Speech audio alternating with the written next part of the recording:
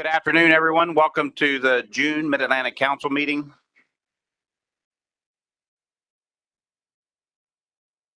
Let's get started with our first agenda item today. We're going to do Spiny Dogfish Accountability Measures Modification Framework. This is framework meeting number 1. Jason, whenever you're ready. Thank you. Okay, so 3 main agenda things, some background, a little on the needs and goals. We'll run through the potential alternatives and then discussion and motions for you all, looking at identifying the range of alternatives and kind of where we go from here. So a quick review on needs and goals, kind of in general. We've got stock near its target biomass, but pretty low quotas relative to kind of the last 10 or 15 years. We have 100% paybacks for any annual catch limit overages. And we're trying to avoid disruption if we run into paybacks that really aren't necessary for keeping the stock near the target. Also considering adding in 26 and 2027 specifications into this action. It was planned to be done this year anyway, but bundling it in this action seems efficient. So those are needs and goals in theory. In practice, we did have a 2024 ACL overage. We had a 2023 overage that reduced the 2024 ACL by a little over £1 million. And that reduced the available quota by about 10% for 2024. So it's like an actual thing that can happen here. Okay, so that's the general rationale for why the council has been pursuing this. In terms of alternatives, and you'll note there are some preliminary staff preferred alternatives in the document. I'm trying to serve 2 purposes. One, to kind of get a sense of how a package of alternatives might look, and then also as a starting place for a package that could work. So I'm going to run through the 8 alternative sets super briefly and then step through each one in a little more detail. So set 1 is, do you scale down the paybacks? Don't do as much payback when biomass is better if you have an overage. Do you treat catch sources the same or not in terms of paybacks? So you'll see some of these I labeled as new.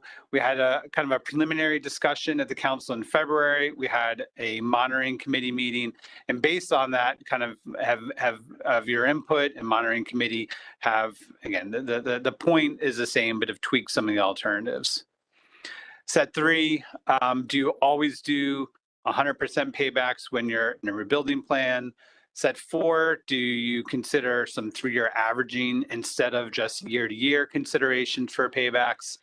Set 5 is recommended from staff is considered but rejected, but it's, do you kind of look at the data you have when you do projections, and maybe if an overage has already been absorbed into those projections, don't do an overage payback, and it's considered but rejected. While kind of in theory it might work, in practice it just seems complicated, and the timing considerations, it may not be usable anyway. Whoa.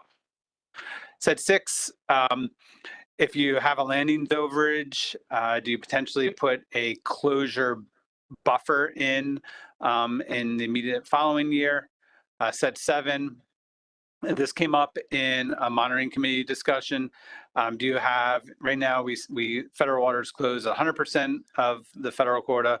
Instead, you potentially allow it to be set up to 105% to allow, if some states have gone over, that other states aren't going to get shut out early.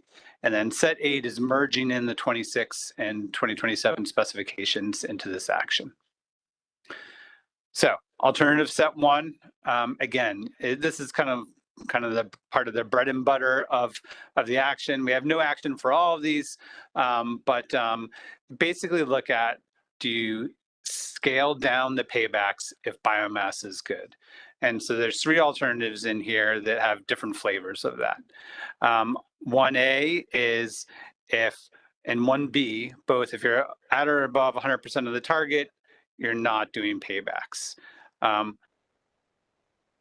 to get above 125% of the target before you stop doing any paybacks.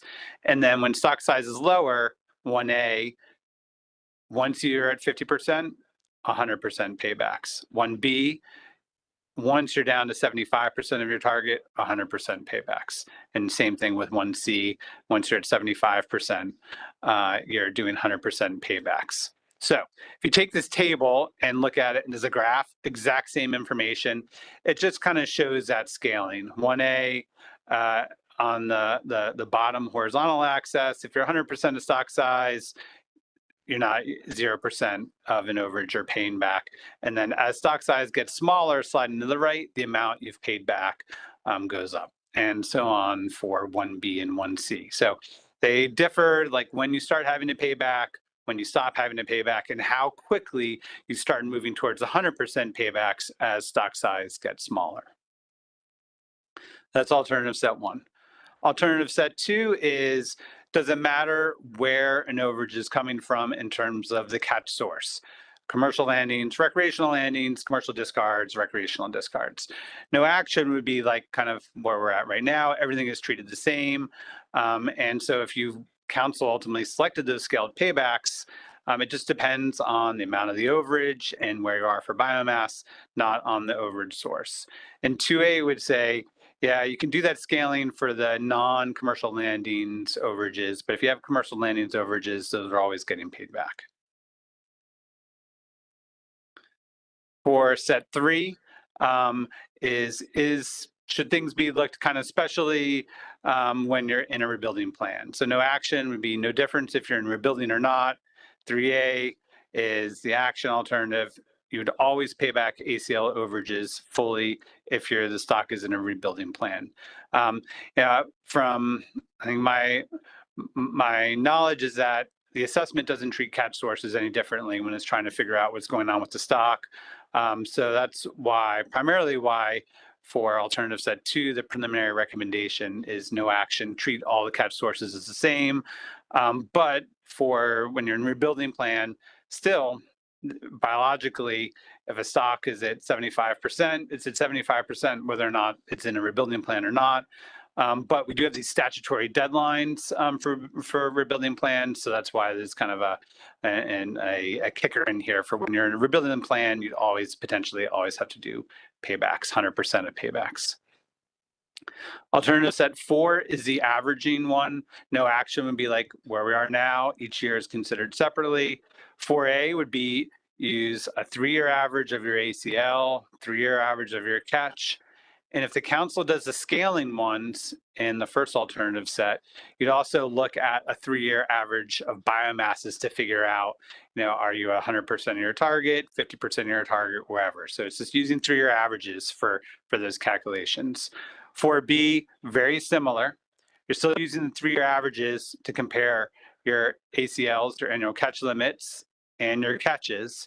However, just use the most recent projected biomass to figure out where you are in that sliding scale of paybacks if you're adjusting paybacks based on biomass. These are very similar here. They only differ in, is it a 3-year average of the biomass that's looking at the scaling, or just a single year? Alternative set 5, again, was recommended to be moved to consider but rejected. This was an idea staff had, like if you had an overage, but it's already in the projections, it's already been accounted for biologically, it seemed like a good idea, but when we kind of dug into it, the timing would make it really challenging. It would increase analytical loads for both the service and council staff to try to figure out, if you could get that like current preliminary data in. So at current juncture, it just seems too complex and not worth pushing forward. Alternative set 6 is considering some automatic buffering if there are landings overages. So like right now, if we have an overage, an ACL overage in 2024, we'd find out about it in 2025, and the council could consider changes to management, maybe adding a closure buffer threshold or any kind of change for 2026. But for 2025, it's too late to do that except through emergency action. 6A would say put in something where if you had a £1 million overage in 1 year, then you'd close the fishery just £1 million earlier in the next year, the immediately following year. So you could have something that comes in right in 2025. Alternative set 7 came up in the monitoring committee. Some of our other FMPs have this, and that the specifications can potentially set the federal waters to close at not 100% where we do now. And the concern is that if some states exceed their quota, then other states may not have an opportunity to access federal waters, but maybe close it at up to 105%. And again, it's kind of designed to access, to ensure access across states. And the flavors of 7A, 7B, 7C, the monitoring committee thought, well, maybe have that contingent upon biomass being in a good spot. Theoretically, if you're closing 105%, maybe that leads to a higher chance of having an ACL overage. So you'd only kind of risk that when biomass is better, 7B or 7C. Alternative set 8 is just adding in the specifications. Right now, we're at about a 9.3 million pound quota after other sources of mortality like recreational landings and discards are accounted for. And that's currently right now based on the council suspended the risk policy for the current just started 2025 fishing year. So for stock like spiny dogfish, where it's just above its target biomass a little bit, if the council hadn't have suspended the risk policy, the quota would have been about 1.3 million pounds lower. And what does that give you? Well, it gives you a little higher chance of not overfishing. But the council, you may recall from last year, said, okay, given where the fishery is right now, we're willing to take that risk and put it right up to the overfishing 50-50 chance. And so that's where that 9.3 million pounds comes from. So that's just like no action where we are in the current 2025 fishing year. So the alternatives that staff is suggesting here: 1, risk policy ABCs for individual years, 26 and 27. Also, the council can currently, and the SSC can currently provide just an average risk policy, and so you get a constant ABC for the 2 years. Or consider an alternative that would resuspend the council's risk policy and set the ABC again at the overfishing limit. That's going to be somewhat higher of a catch than 8A and 8B. Won't know until the service runs through the new projections in later this summer, and we'll send that to the SSC. But if the council at this point essentially it's suggesting task the SSC to provide a contingent ABC, where then when the council comes to make final action in October is a plan that would be kind of on the table as an option. Council can go with its current risk policy ABCs, which are probably going to be about where it is right now, maybe a little bit lower, or potentially resuspend the risk policy. We know what that resuspended ABC equals the overfishing limit would be and adopt that. Again, based on my understanding of how the projections work last year, I think these are all going to be fairly similar, but 8C will be the highest, maybe a little bit higher than it is this year, but won't know exactly until we get those projections from the center. So the staff recommendations are in the briefing materials, but to summarize, they were to move alternative set 5 to consider but rejected, to add the 26 to 27 specifications into this action. As part of that, tasking the SSC per those specification alternatives to kind of provide this contingent ABC. If the council suspends its risk policy, then the council could set ABC equals OFL, because we're kind of in a similar position as we were in terms of the fishery and quota a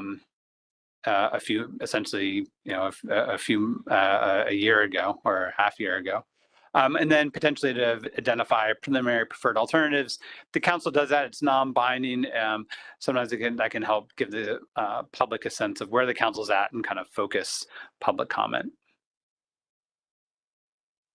So, kind of like what would have happened, or kind of recalling back the need and the goals, what would have happened had this been in place in 23, 24? Well, we wouldn't have had that quota reduction because either the stock was above 100% of its biomass with the staff recommended sliding scale.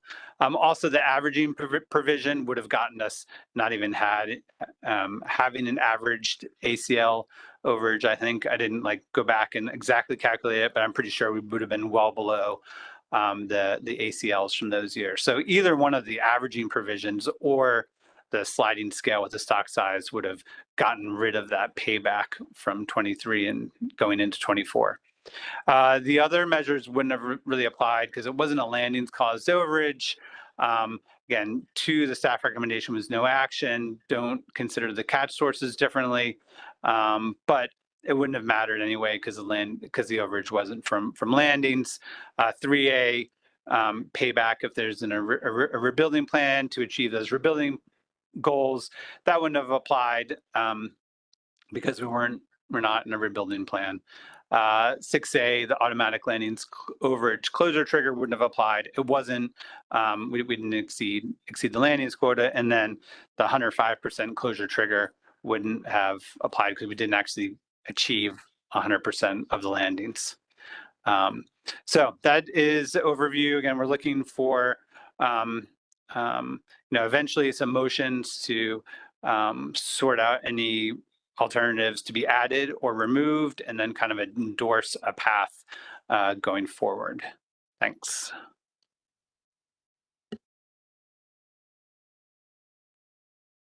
Thank you, Jason. Any questions, comments for Jason? Michelle Duval. Thank you, Mr. Chair, and thanks, Jason, for the review. And just to confirm my understanding of alternative set 6 with that closure buffer. So that's really, the buffer is actually really a timing buffer, right? So we would be talking about establishing a closure that would presumably, establishing a closure that would occur at a time to prevent an overage from occurring. I just want to make sure I'm understanding it correctly. Thanks. Yeah, I mean, if we ran over the commercial landings quota in 1 year, presumably it's because it was closed, and either you had some late federal landings or maybe some state landings. So, if federal waters had closed at 95% or 94% or 96% or whatever, if there was some buffer there and the federal waters closed, then the landings that came in later, either in federal waters or in state waters, would have then presumably been slower and kind of eased up to that 100%. That is the intent of that alternative set. Okay, thanks. I mean, I think I get it. Thanks. Jim Gilmore. Thanks, Chairman. Same thing, Jay. I want to make sure I got this straight. So one of the sets of alternatives, I think it was in 2, was splitting the commercial and recreational. So essentially the recreational landings would be decided by the MRIP data, and the commercial landings would come from the VTRs. Is that correct? So for overage calculations, NEFSC does at the end of the year, once everything is finalized, they tally up the landings. Yeah. So on the recreational side, it's MRIP. On the commercial side, it's CAMS, Okay. Which is pulling in dealer and VTR data sources and kind of merging them. And that's where so that's both for landings and discards is kind of coming from CAMS, integrating both federal and state data. Right. Okay. Follow up. So, I mean, as much as it looks like a viable option on paper, the reality was the minute you start saying we're using MRIP data to split commercial versus recreational and who's at fault, you're just going to start a holy war with it because they're going to just attack the data. And so the ability to actually apply that seems a little bit difficult. So just a comment I would make, as much as I think it's it makes sense on paper. The data we'll be using will be two different data sets of different value, and that could cause problems down the road. So just a comment at this point. Thanks. Sure. And so, I mean, that is what NIMS is doing now to decide whether or not there's an overage. And how the FMP is right now, we're basically just like setting aside what we think recreational landings are going to be and what discards are going to be. That includes recreational dead discards. So that's occurring now. And the alternative here is really, do you apply that sliding scale to all sources of catch, or do you only slide that sliding scale to commercial discards, recreational landings, and recreational discards, and still always require paybacks of overages that are caused by commercial landings? So that's really, it's you kind of have a do it as we're doing now, treat all the landing sources in Spiny Dogfish. Some of our other FMPs are treated differently across some of those data sources. But for right now, for Spiny Dogfish, all catch sources are treated the same. And the alternative is either keep doing that, or you don't provide this payback flexibility on overages that are caused for commercial landings. That's kind of the how it's set up there. Bobby Rule. Thank you, Mr. Chairman. Thank you, Jason. That was a lot of words. Yeah. One thing I'm having, I was kind of struggling with a little bit, looking through the different graphs and stuff in the documents. If we're fishing at FMSY, and then in 2023 we actually had a commercial overage, I didn't see it correlate to the SSB. I didn't see where the overage actually had any significant impact. So am I reading it wrong, or just a little bit of clarification on that? Yeah, we didn't have a commercial overage, but we had a general overage. Yeah, and yeah, traditional fisheries assessment, if you're catching above your OFL and your stock is at the target, you would stay right at the target if you're catching the OFL. And if you're catching above the OFL, you drive it down below the target.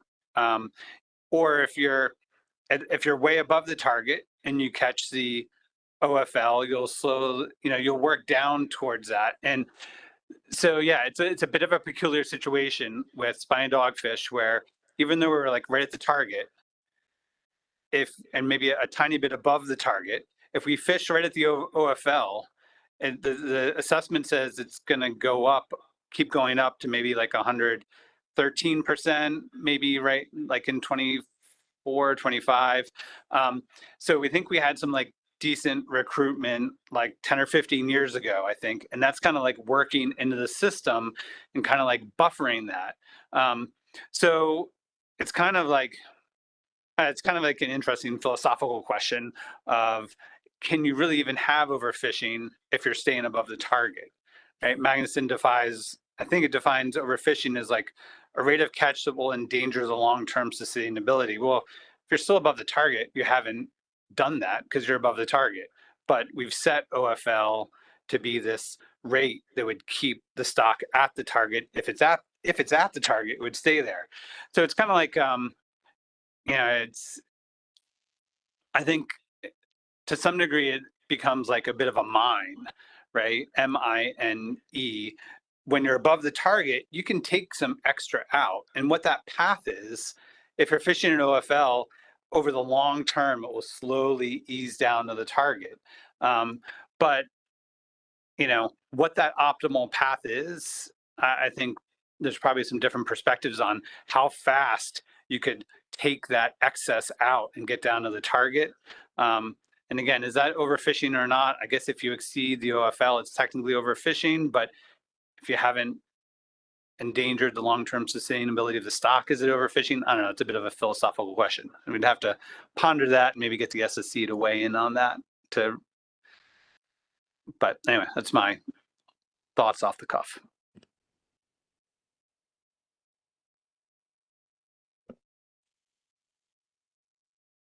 Seeing no more hands around the table, any questions from the audience or online? Comments online?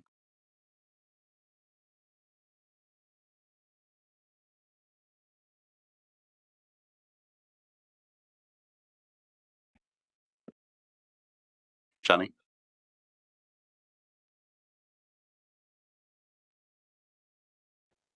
Thank you, Mr. Chair. Yeah, I believe we have a motion. So, a couple of motions.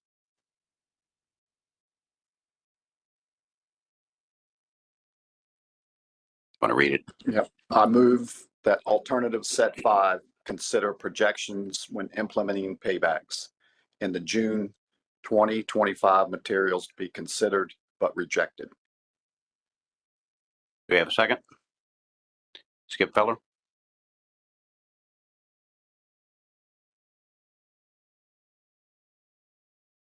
Sonny, would you like to give some rationale on the motion? Jason? That's you. Well, again, this was just the one that was staff recommended. I think it was kind of an interesting idea to explore, but the implementation of it is probably not worth the trouble at this point. Also, the more complex the document is, the more chance for just kind of getting it done in a timely fashion. So yeah, that's why staff recommended this one is considered but rejected. Any questions or comments around the table?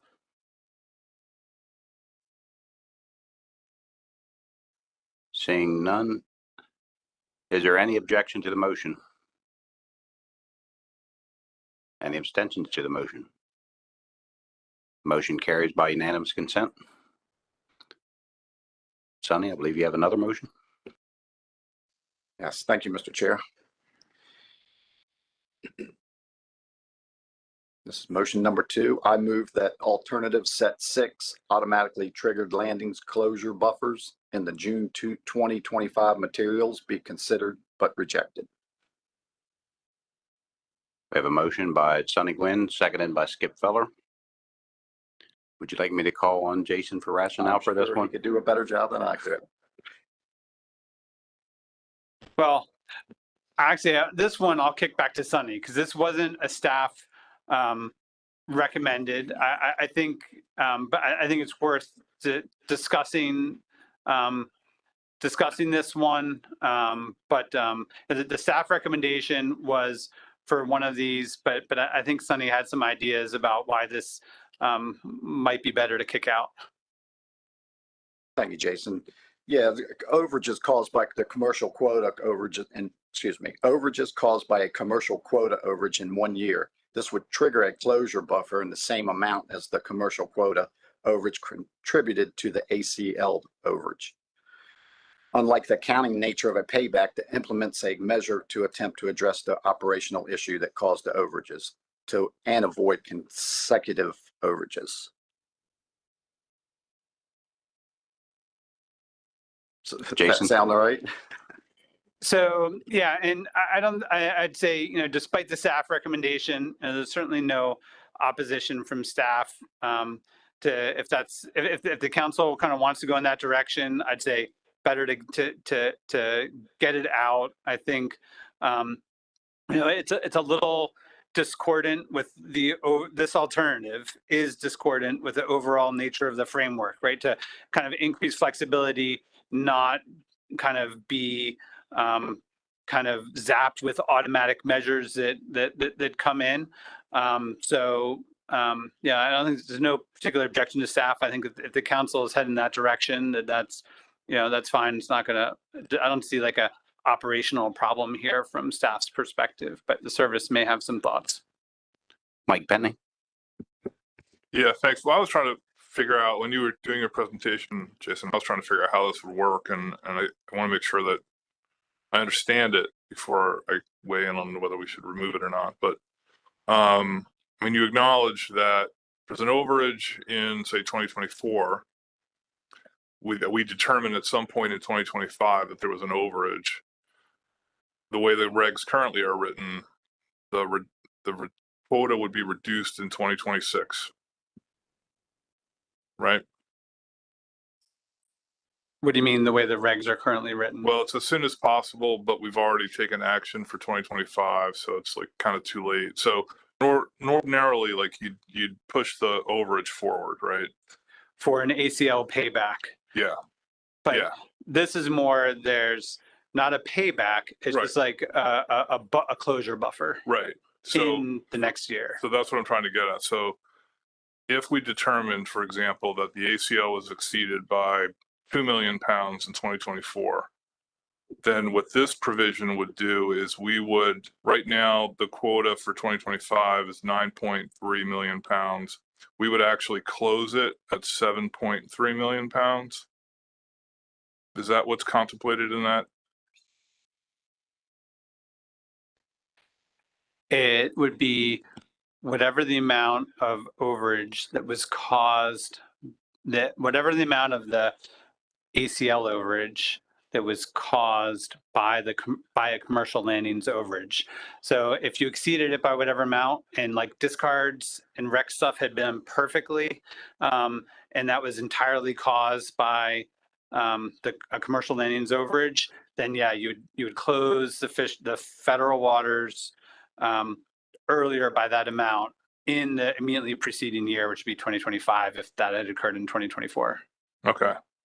But in terms of the quota, which has been allocated under the commission plan to the mid-Atlantic states and the New England region, they would ostensibly still have their full allocation, but we would be closing federal waters potentially before they had an opportunity to harvest it.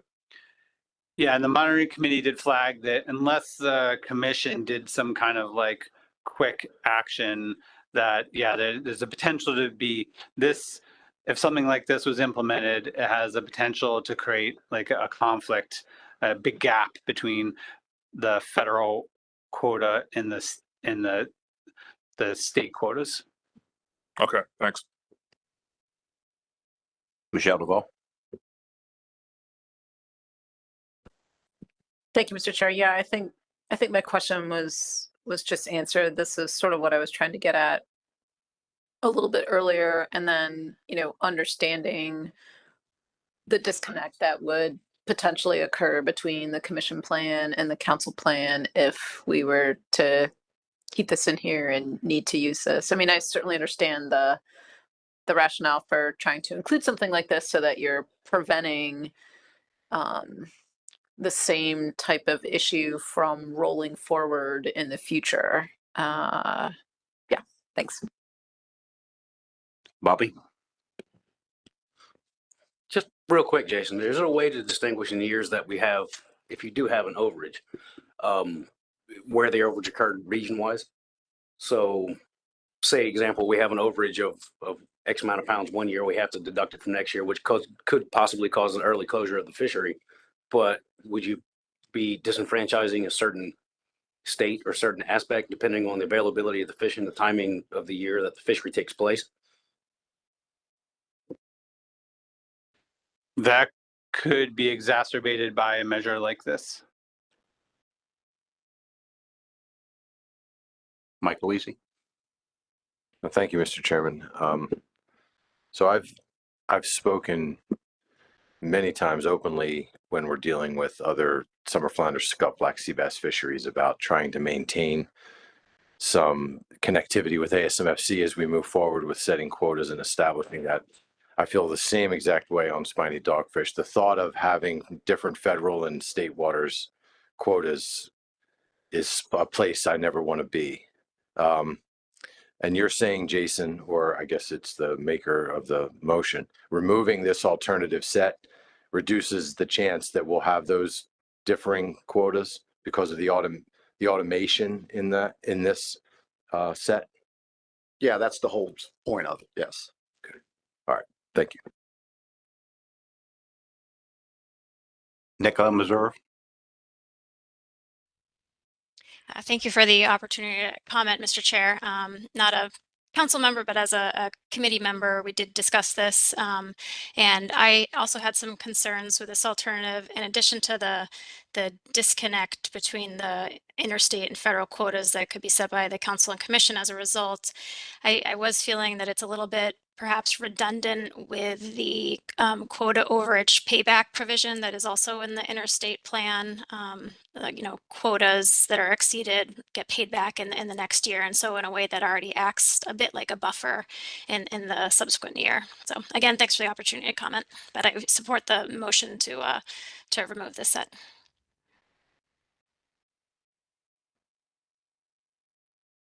Any more questions, comments around the table?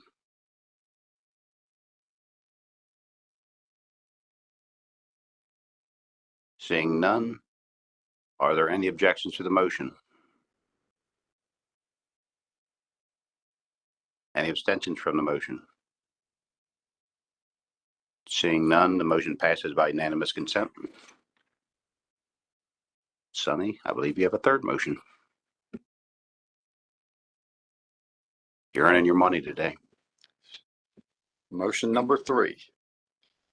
I move to add 2026, 2027 specifications into the framework and request that the Mid-Atlantic Fisheries Management Council, SSC, provide ABC options for 2026, 2027 based on A, the risk policy, A1, individual years, and A2, constant, and B, a continued suspension of the risk policy.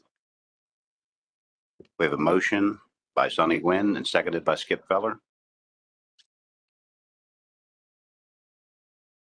Sonny, rationale on the motion? The rationale is exactly what it says in the motion. Questions or comments around the table?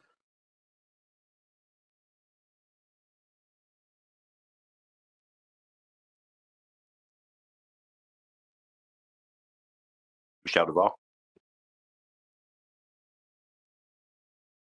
I believe I may have raised this when we first started having this discussion, but I think I'm gonna look to staff to confirm. And we did discuss potentially, and this might be a below the line thing in the implementation plan, potentially,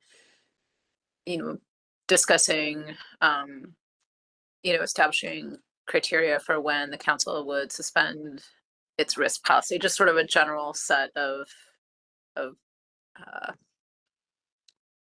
a framework that would, maybe framework is the wrong word, scratch that. Again, a general set of criteria that would sort of guide any suspension of the council's risk policy, just to ensure that it's well thought out, that the rationale is well supported, etc. I'm pretty sure that we've chatted about this. I just wasn't sure if this was, I feel like maybe during the implementation plan process. I'll go look at that and see if it's below the line, but I just want to flag this since we're including it, in the amendment. Thank you. Jason? Yeah, it's in the possible additions list in the implementation plan. Chris Moore? Thank you, Mr. Chair. Yeah, Jason's right. Some possible additions. We've talked about it somewhere, and it's a little fuzzy. We have outlined a process or procedures. We rarely do this, right? But again, I think it was in draft form, and there's very specific reasons why we might want to consider that. But again, I don't think it's been totally worked out.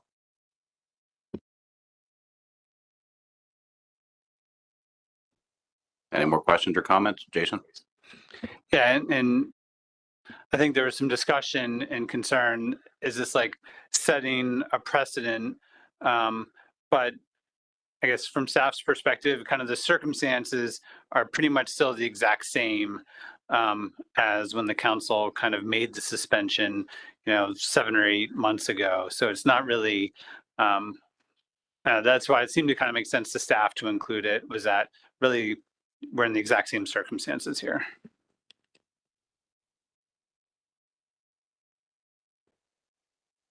Seeing no more hands.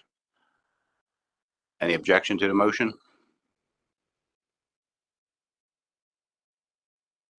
Any abstentions to the motion? Motion passes by unanimous consent. And Sunny, number 4. Thank you, Mr. Chair. I move that the council endorse further perfection of the framework document based on the alternative range in the June briefing book as amended today, but without any preliminary preferred alternatives, with final action anticipated later in 2025 after meetings of the advisory panel, SSC for ABCs, monitoring committee, and joint Spiny Dogfish committee. We have a motion on the floor by Sonny Gwynn and seconded by Skip Feller. Sonny, would you like to add anything to the motion?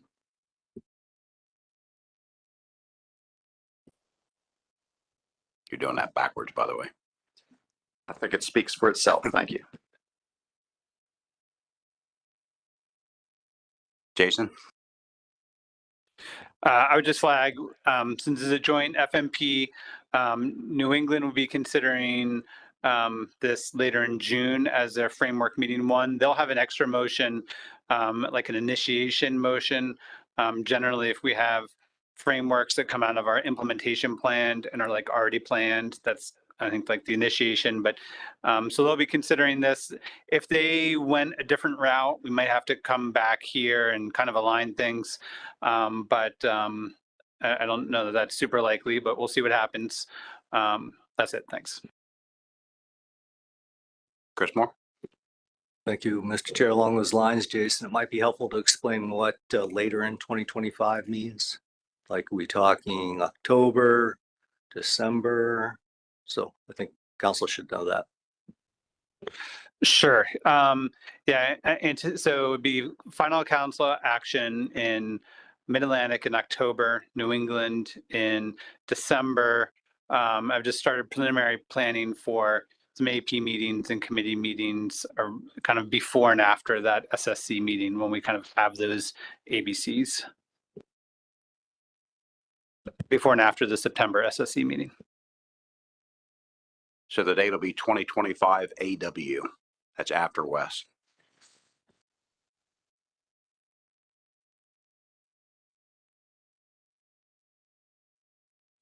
Mike Penny? Yeah, just kind of a process timing question, Jason, because this is going to incorporate the specs for 2026. How does the commission's, will you just remind us of how the commission's Dogfish board deals with annual specs and how this action would relate to their process? I sit in on those meetings, but process-wise, exactly how they implement things, I'm not be a roughly similar timeline as we went last year. So I imagine they can work it out.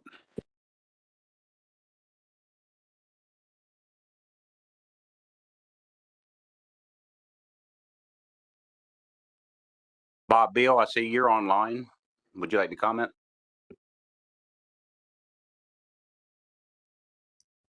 Yeah, Wes, can you hear me? Yes. Yeah, thanks. All right, great. Appreciate the opportunity.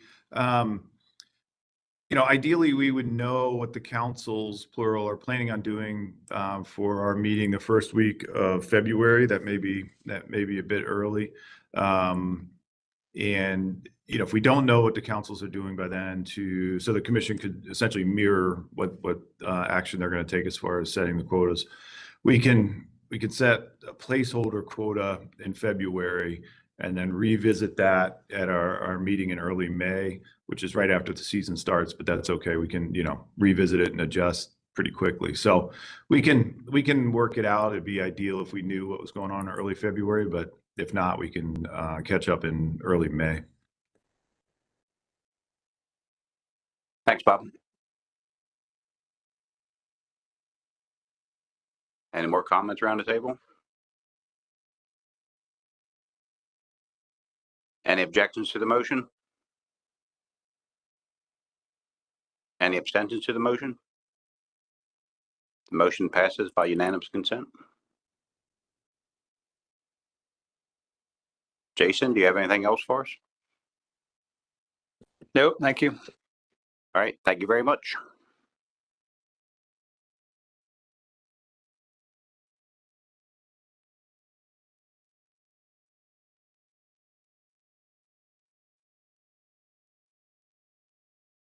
All right, with that, let's take a little break. We're going to come back at 2:00 for the Blueline Tilefish specifications.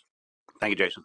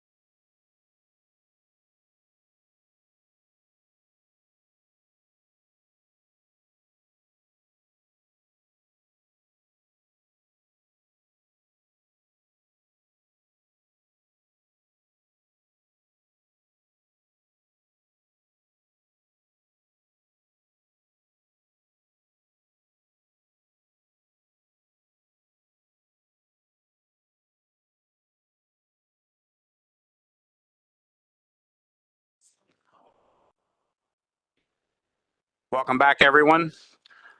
Let's get started with our next agenda item. Originally, we were going to do a 2026 to 2028 Blueline Tilefish specifications, but now we're only going to do the 2026 specifications.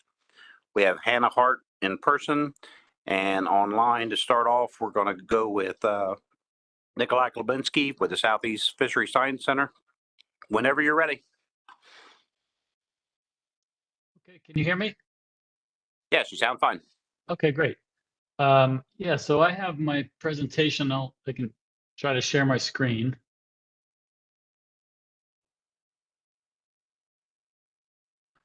Let's see.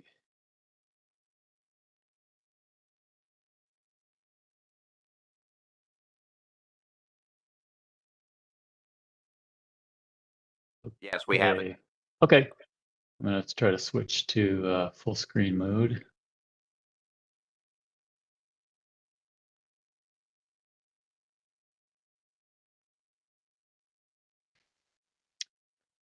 Okay, yeah, hey everybody. So you're all in person somewhere, and there's just a few of us online. Yes, that is correct. Okay, it's hard to tell when you're online if everybody's online or how it goes. Okay, so yeah, I'm Nikolai Klubinski with the Southeast Fishery Science Center, and I was a lead analyst on this stock assessment. I'm going to be showing a presentation that I gave to the Mid-Atlantic SSC on May 13th, hence the date on this slide. But I'm going to probably go through it a little more quickly, not to bore you with some of the details. But if anyone wants to circle back, we can certainly do that, but I'll just try to do it a little more quickly. You get a lot on your agenda. So yeah, so we're going to be talking about CDR 92 Atlantic Blueline Tilefish and the analyses that we did for north of Cape Hatteras using data limited methods. So I'll go through introduction, a little background on previous assessment CDR 50 and the current CDR 92 operational assessment. I'll go through the methodology, the data and analyses, and then go through results discussion and a brief conclusion slide. So in CDR 50, a few years ago, we were initially thinking that we were going to be doing a stock assessment for blueline tilefish for the whole Atlantic from the Florida Keys northward. But with some of the early models, we realized that we were going to have to split the data and do two separate analyses. So for the south of Hatteras, we ended up with a model that had included some indices of abundance. And then unfortunately, we didn't have any for north of Cape Hatteras. So we had to resort to these data limited approaches. So we had separate analyses north of Cape Hatteras, which is denoted by this dotted line here, well, at Cape Hatteras, along the center of the coastline of North Carolina. And so when you go and do, well, for any assessment, we always have to kind of take stock and think about what data do we have, what approaches can we apply.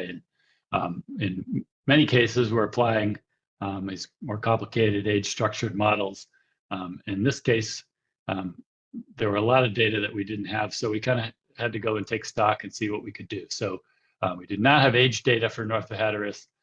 We did have some length data, and we focused on the commercial longline data. We did not have indices of abundance.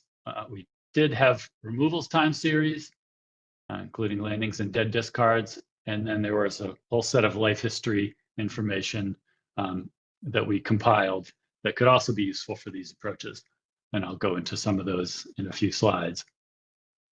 And so there's this software that's it's actually a package in our coding language. It's called DLM tool.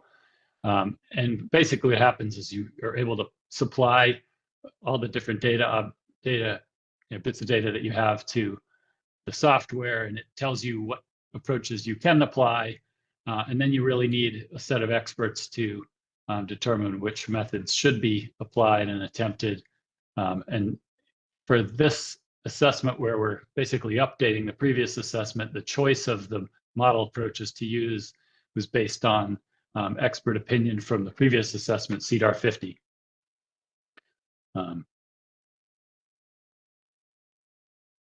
Okay, so for CDAR 92, for this operational assessment, we use the most up-to-date version of the software. And again, we ended up considering that the approved models for use in this assessment were the approaches that were undertaken last time. And really, you have to go back to even before the assessment starts to take a look at what model approaches you're going to use and what data you're going to need to figure out what personnel are going to be tasked with getting those data. So the wheels start getting in motion, well over a year ago to figure out what pieces of information we could get together for this. And so a lot of the time spent in CDAR 92 assessment was really trying to get the landings data right. It's kind of one of our major pieces of information.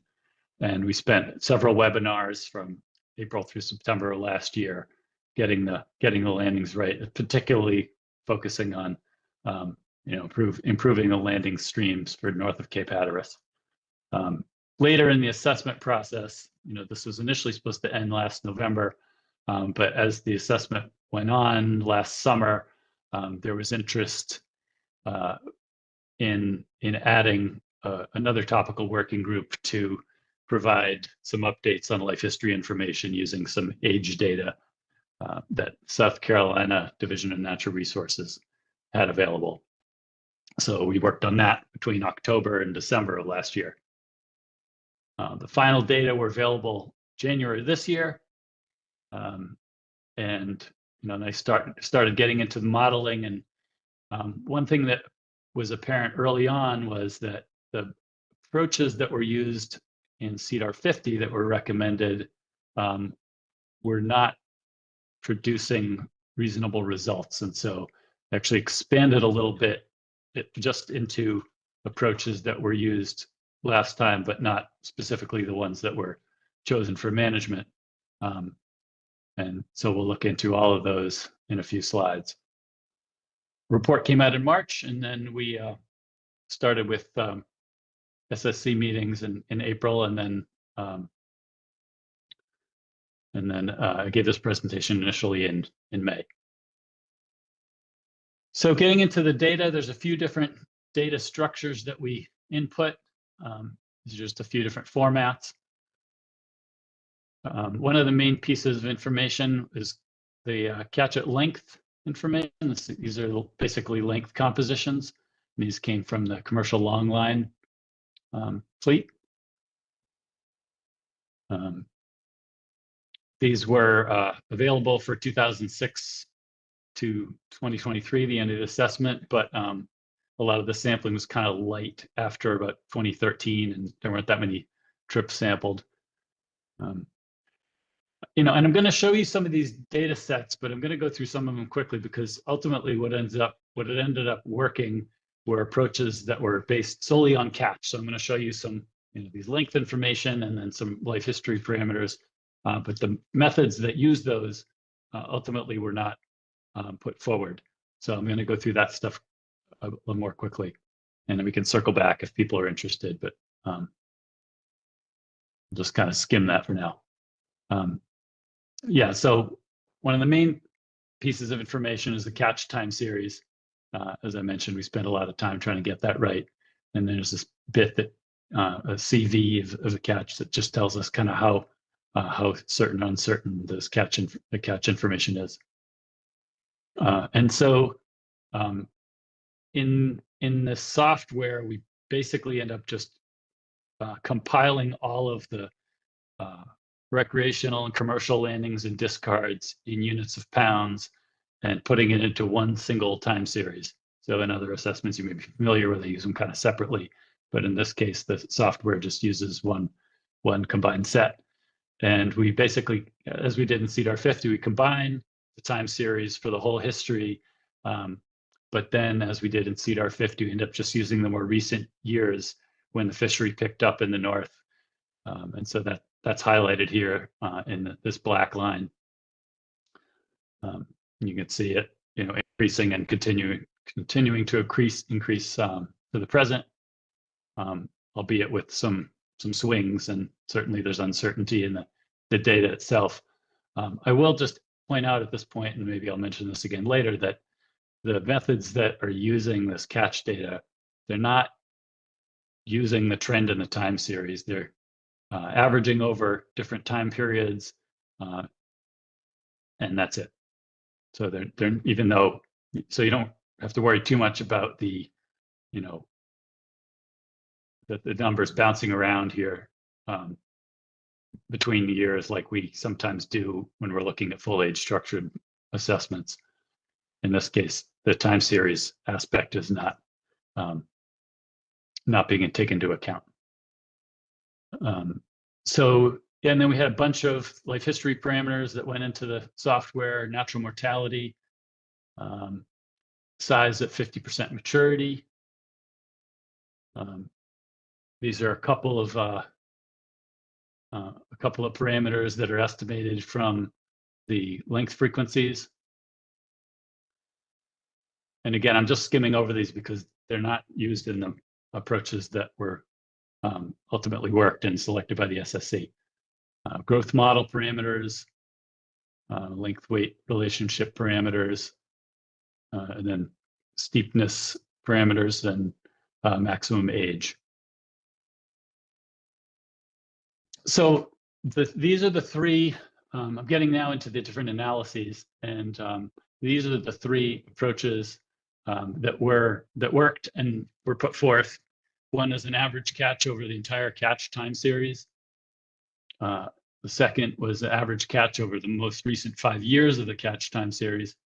And these little abbreviations here are the abbreviations that are used by the software. That's why I'm reprinting them here in that font. Looks kind of like a typewriter.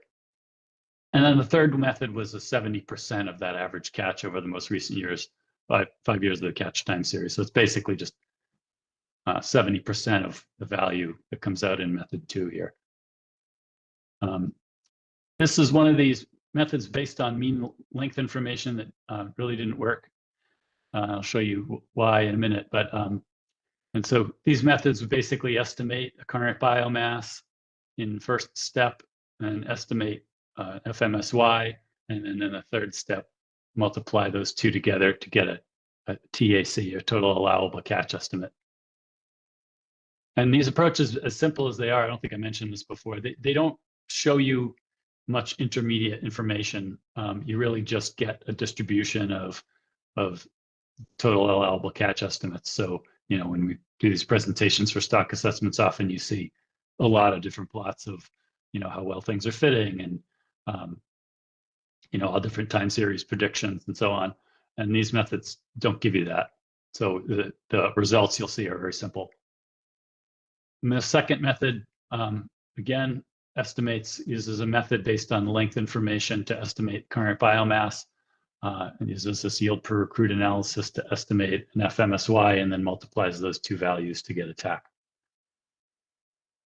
But when we run all those methods, we plot those distributions, as I mentioned, that you get from each one of these methods. Anyhow, so these lines are, there's five lines here. Each are representing the distribution of values from one of these different methods, which are indicated here next to the line color. And so, basically what the software is doing is it's resampling from input values and rerunning calculations thousands of times, and then we get a distribution of outputs. And so, the peaks of these distributions is saying kind of what's the more likely outcome. And then as we get farther away from those peaks into the what we call the tails, that's showing that that's a possibility, but it's much less likely. And so what we like to see is, a nice peak like one of these red, green, or orange distributions where, you know, there's certainly uncertainty there's in this distribution, but for the most part, it's represented by a pretty tall, sharp peak. What we saw when we, you know, look at these distributions from these two ML or mean length methods was they don't even look like distributions on this scale of this plot. They just look like horizontal lines. They are distributions. They do have a peak to them, but they're extremely broad. So if I plot them, you know, you'd have to make the this x-axis, the horizontal axis, really broad for you to even see that. But what is obvious, you know, immediately looking at these is they're very uncertain. And when it's that uncertain, you think, you know, something is not right, because that's just, it's not even useful if you have a distribution that's so broad. You know, for reference, 1,000 or so is about the highest annual catch that we've seen in the catch history if we went back a few slides. So these are suggesting, you know, something way beyond the distribution of anything we've seen. So these are, this is basically that same information that was in the previous slide, but just as a table with these different methods. And the row that says 50% is basically is the median. So that's like, you know, often close to the average, but not necessarily. But sort of, you could think of it as sort of your best guess, most important value to get out of those distributions. And when you look at these numbers from these first three methods, they're in the range of observed catches, not surprisingly, because they're basically average catches over different time periods. But these methods here are coming up with numbers that are just way off the charts.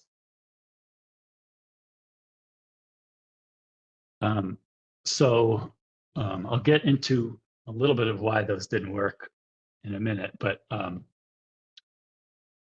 here I've just kind of pulled out those methods that did work and did produce reasonable estimates, and also added this gray distribution, which is just the combination of all of those put together to kind of give an idea of what it looks like when you combine all those values.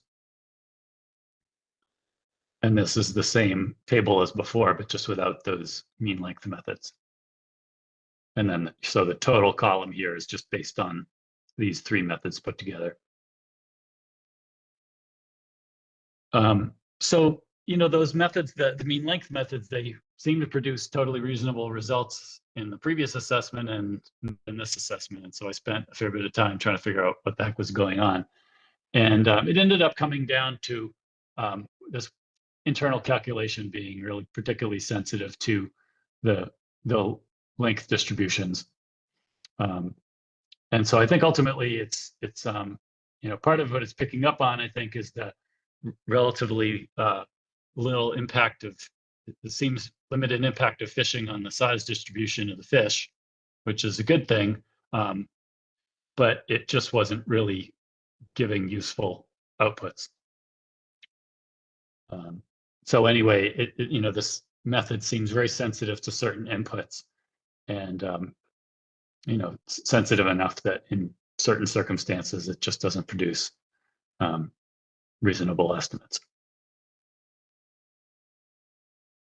And then, so just why did it work last time? Well, again, I said that the method is pretty sensitive to the inputs, and last time the size distribution information that we got gave a much more reasonable estimate of the total mortality in the stock.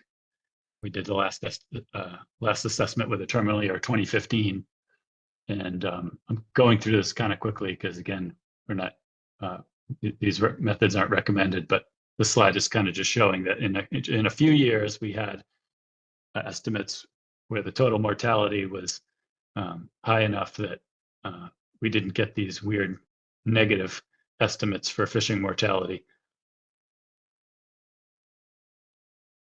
And this is just a slide showing that when I chopped off the last bunch of years of data to end the data where it ended in CDAR 50 in the previous assessment, these distributions line up again.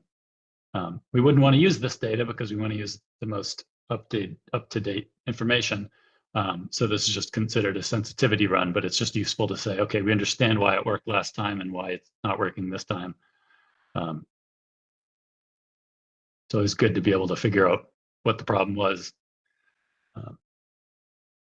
And so, yeah, in conclusion to all of this, those methods that worked in CDAR 50 did not provide reasonable results in CDAR 92. So ultimately, the methods that remained to be usable were these simple catch-based methods of just, again, averages over different time periods of the catch information. And the median tax from that ranged from 443 to 646,000 pounds, with an overall median of 495,000 pounds. And I'll leave you this peaceful picture of this garden and take any questions. Thank you.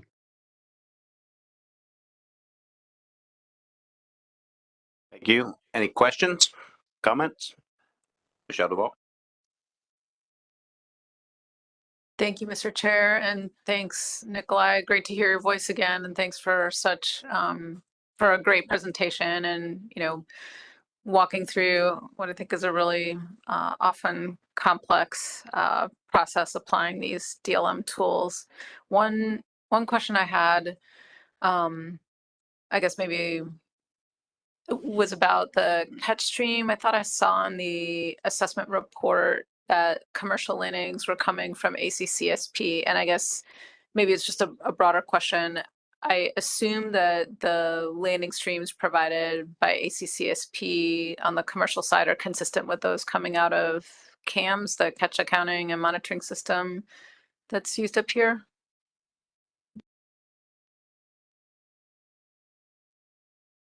Yeah, hi. Yeah, good question. I'm just thinking, I know we used some CAMS information in the assessment, but yeah, the commercial information that I got came through ACCSP. So prior to that, I don't know, and this is just because I don't always know the details of where all the data come from before it's submitted to me. I can't off the top of my head think of where those pieces come from that they sent me. And I wouldn't necessarily expect that you would. It was more, I'm sort of looking over to Hannah here. Maybe she has an answer to that question, but thanks, Nikolai. Yeah, thank you, Michelle and Nikolai. So ACCSP is pretty comparable to CAMS, especially now that CAMS includes both federal and state VTR information. It might be off by a little bit here and there, but they're pretty comparable. And as Nikolai was saying, the commercial discards for the region north of North Carolina, Virginia border, those came directly from CAMS, not ACCSP.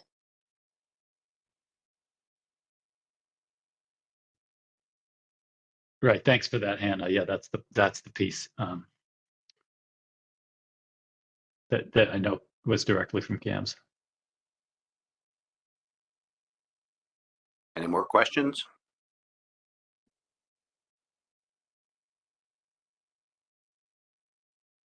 Seeing none, Nicola, thank you very much, but please hold on because after Hannah's presentation that you still may need to weigh in on some answers. So give us a couple seconds to get Hannah's presentation up and we'll get started again. Okay, thanks. Yeah, I'll be here. Great. Thank you, Mr. Chair, and thank you, Nikolai, for that presentation. As Mr. Chair mentioned earlier, we will be setting specifications for Blueline Tilefish just for 2026, and we'll get into details as to why just for a single year later on in the presentation. But In terms of the presentation today, so you just heard a presentation from Nikolai related to the recent stock assessment, so I won't go into details there, but I did want to provide at least an overview of the joint council coordination that we've been conducting given the updated assessments. And then from there, there's a few slides related to the fishery performance, the advisory panel feedback specific to the 2025 fishery performance report, followed by a few slides that go into the joint South Atlantic and Mid-Atlantic SSC subgroup recommendation. Then I'll pass the mic over to Dr. Rago for the Mid-Atlantic SSC summary. And lastly, we'll go over several slides from the monitoring committee recommendations for 2026 catch and landing limits. The overall objective for today is for the council to recommend catch and landing limits for the upcoming fishing year and any changes to commercial and or recreational measures if desired. So because the DLM updated through CDR 92 again includes the stock boundary north of Cape Hatteras, which includes a small portion, so from Cape Hatteras to the North Carolina-Virginia border of the South Atlantic jurisdiction, as well, or also known as the sliver, you'll commonly hear referred to as well as the full Mid-Atlantic Management Unit. Since early this year, the Mid-Atlantic and South Atlantic staff have been having regular check-ins to coordinate, joint meetings, as well as the process for setting limits for the upcoming year or years. This slide just shows the timeline of events, including timing of the subgroup. So when we convened a joint Mid-Atlantic and South Atlantic SSC, first convened back in March, and then we had a larger meeting in April for them to formulate recommendations. And then we also have on here our AP meeting, both of the SSC meetings. So you'll see our SSC meeting was in May and the South Atlantic SSC met in April and again just 2 weeks ago, as well as our council meetings. And as many of you I'm sure are aware, we're kind of taking the first crack at this, and then the South Atlantic Council will convene next week to set limits for their region. So this timeline really just demonstrates how we've been coordinating to ensure that we are making decisions together.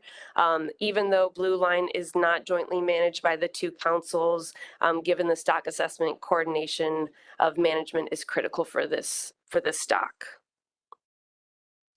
So moving into fishery performance, this table shows the ABC and the commercial and recreational catch and landings since 2018. Notably, management measures for Blueline have remained largely unchanged since 2019. However, there have been minor adjustments to commercial limits, which are highlighted here in yellow due to landing overages. For Blueline, given stock status is unknown, the accountability measures require a pound-for-pound payback in the following fishing year. And if we look at 2024 specifically, the commercial fishery exceeded the ACL by about 27%, causing a payback of over 5,000 pounds that will be implemented for the 2025 fishing season, as shown in the last row. And just a sidebar, the inclusion of CAM's landing data in this table does indicate a slight deviation from past estimates, specifically looking at 2020 and 2021. So if you're ever looking back at old documents and comparing them to the newer documents, I just wanted to highlight that. So focusing a little bit more on the commercial fishery, landings were low and relatively stable, under 20,000 pounds through the 2000s. And as many of you are aware, this peak in landings really drove the initial involvement of the council into the Blueline fishery. Since the council established management for Blueline through emergency rule in 2015, landings have remained relatively constant with small peaks in 2020 and again in 2023. In 2024, we did see a slight decline in landings compared to 2023, but if you recall from the previous slide, last year the commercial fishery was operating off a smaller TAL, likely driving that decline. And in 2024, the commercial fishery caught just under 29,000 pounds. And although commercial landings seem to be relatively constant, there does appear to be ACL overages happening more consistently compared to in the past. Now looking at the current fishing year, many of you are very familiar with this figure. This is pulled directly from the GARFO quota monitoring website, which shows the commercial quota at the top in red, and then that dashed red line represents 70% of the quota. So once that commercial trip limit gets reduced from 500 pounds to 300 pounds. I would like to note, however, that the 2025 Tilefish specifications are still pending final rule. So the quota shown at the top here is actually the 2024 quota. And once that final rule goes through, that quota will drop down to 20,894 pounds. The blue line in this graph is the current year's landings to date, which, as you can see, is trending similar to that yellow line, which is representative of last year's landings, kind of slightly above it at this point. And this year landings are tracking above this green solid line, which is that quota rationing trajectory. So if these current trends continue, we might be looking at another in-season closure for Blueline in 2025, but only time will tell. Now switching gears to the recreational fishery performance. But before I dive into recreational landings, I first wanted to highlight some of the key differences in data currently used in management and in CDAR 50 compared to what was used in the most recent stock assessment, so CDAR 92, which Nikolai just presented on. As many of you know, for the past decade or so, we've been relying on the Delphi method to estimate private recreational landings, which assumes recreational landings is equivalent to 105.16% of the charter reported landings. We also have been using a average 3.65 pound multiplier, which came from a carcass donation program conducted by Old Dominion to convert recreational landings for all modes from numbers of fish to pounds. And as you can see in the details provided in the green box on the right, so what was used in CDAR 92, we have quite the deviation from the previous data sources. Instead, for private recreational data, CDAR 92 incorporated the MRIP estimates provided in pounds, and then as well as MRIP discard estimates, which were converted to pounds using the mean weights derived from MRIP landings data, which on average were quite a bit higher than that 3.65 pound multiplier. As for charter and headboat landings, CDAR 92 again incorporated the VTR data, but because we don't have for higher specific fish weights, those numbers were converted to pounds by applying an average mean weight that came from MRIP, which was 5.17 pounds. So again, much higher than the last data source we used.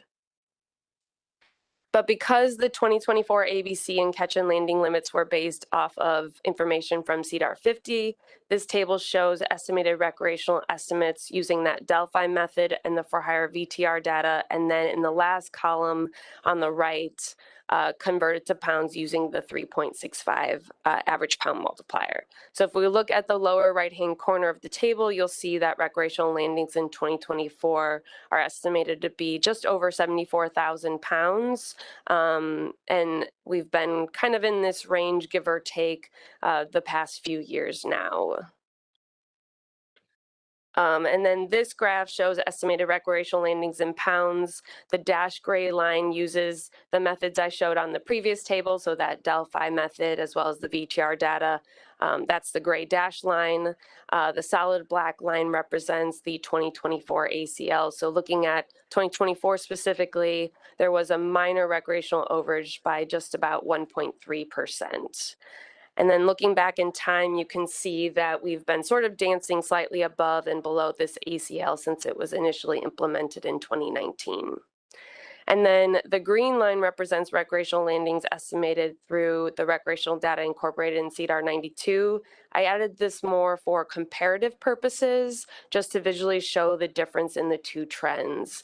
I'd also like to add that in the future, we'll likely have to transition to this method to estimate recreational landings starting in 2026, given that the ABC will be based off this information.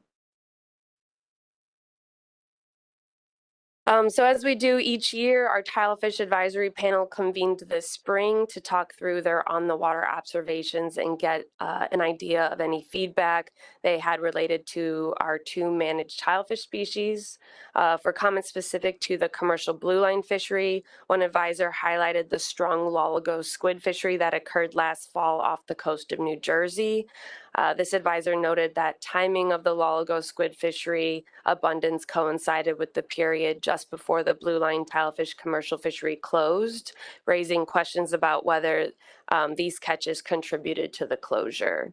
The advisor noted that during the times of high loligo abundance, it's not uncommon for these vessels to operate around blueline tilefish habitat and express concern related to the number of dead discards associated with these trips, specifically following the 2024 closure in September. The advisor also noted concern about potential future impacts of these closures if they were to continue into the future. This advisor also questioned why the step down to the 300-pound trip limit has not been effective at slowing down landings, and noted that the past 2 years it has felt like the season is moving along and then suddenly closes. And he wondered if these sudden closures were at all attributed to the lag in incoming data. Another advisor expressed concern about shifting landing patterns between states and noted this potential reallocation, if you will, where blueline tilefish fishery closes before the vessels encountering blueline as bycatch, so those trawl vessels have the opportunity to land them. So she was referring to this reallocation as reallocating the commercial blueline catch to more the long line fishery as opposed to the bycatch from the trawl fisheries. 2 advisors also suggested potentially reducing the commercial trip limit to 300 pounds at the start of the season in an attempt to extend the commercial fishing season. However, they did note the need to take a deeper look into the data to ensure that if a reduction were to take place, that it would do what it is intended and not add to more discards. Another advisor noted catching some blueline on directed golden tilefish trips. This advisor indicated that they are not catching them in large quantities, but highlighted that it appears blueline are moving further east and towards the northern boundaries of tilefish habitat. And then this advisor noted that because of the commercial blueline closure, when they do encounter blueline after the season has closed, so in the fall, they're forced to discard them. AP members also provided comments specific to the recreational fishery. Multiple advisors expressed disbelief in the MRIP estimates for tilefish, and they noted that such information should not be incorporated in the stock assessment or for management given the high level of uncertainty. And then one advisor noted particular disbelief in the blueline private rental mode estimates given the restrictive private recreational bag limit, which is currently at 3 fish. One advisor from New Jersey also expressed frustration towards the current May 15th through November 14th season. He noted that having tilefish open is important to his for-hire business because of those first 2 weeks of May, because as weather is improving and getting nicer, it's a great time to go out for tilefish, especially since other fisheries are closed at that time. He also noted that unlike the southern states from New Jersey north, they're really not catching black sea bass when targeting tilefish. And he specifically recommended possibly implementing a regional specific season, at least for states north of New Jersey, back to the original May 1 through October 31st season. One advisor from Virginia, however, sent an email following the meeting noting support for the current May 15th opening. He said, down by them, it's common for them to catch both tilefish or blueline and black sea bass on the same trips, especially at the start of the season, and better aligning those 2 seasons helps to reduce the bycatch of black sea bass and discards of black sea bass. One AP member noted the growing interest in the recreational tilefish fishery driven by anglers switching to tilefish when tuna, marlin, and billfish fishing is slow. This advisor noted that on a calm day, any recreational angler can make their way out to the edge, and it appears that private recreational EVTR data is not reflective of this reality. And then a commercial AP member questioned what the 2024 recreational landings were and wondered why there appears to be so much focus on the commercial overages and that recreational overages are being ignored. So as I mentioned earlier, in April, a subgroup of the Mid-Atlantic and South Atlantic SSC met to discuss the updated DLM through CDR 92. This group had a number of tasks listed in their terms of reference, including peer reviewing the DLM for the stock north of Cape Hatteras, providing preliminary recommendations for an OFL and ABC for the full SSC's consideration, and providing a scientifically derived method to apportion that ABC between the two council jurisdictions. The meeting stretched across 2 half-days, and there was much discussion between the group, but ultimately the group felt that because the DLM used a catch-based approach, they could not recommend an OFL, and instead recommended that the ABC for the stock north of Cape Hatteras be equal to the median estimate of that CC1 management procedure. So as Nikolai explained, that CC1 was the average 5 years, or the average catch of the most recent 5 years. They also recommended that ABC be proportionally split using a similar method that we used back in CDR 50, but instead using updated survey data that we now have through the South Atlantic Deepwater Longline Survey, which was expanded northward in 2023 and 2024. So this ultimately apportioned 70% of that ABC to the Mid-Atlantic region and 30% to the sliver, so that's the small region of the South Atlantic jurisdiction. And the table at the bottom shows the resulting recommendations from this group in pounds and in metric tons, and I highlighted in yellow what this means for the Mid-Atlantic ABC. Before I pass the mic over to Paul, I also wanted to highlight some of the public comments we've received from a commercial fisherman, both during our AP meeting as well as following that SSC subgroup meeting. At the AP meeting, comments were made highlighting that the current commercial quota translates to only about 50 trips per year at the 500-pound limit and about 83 trips per year at the 300-pound limit, characterizing the commercial quota as crumbs.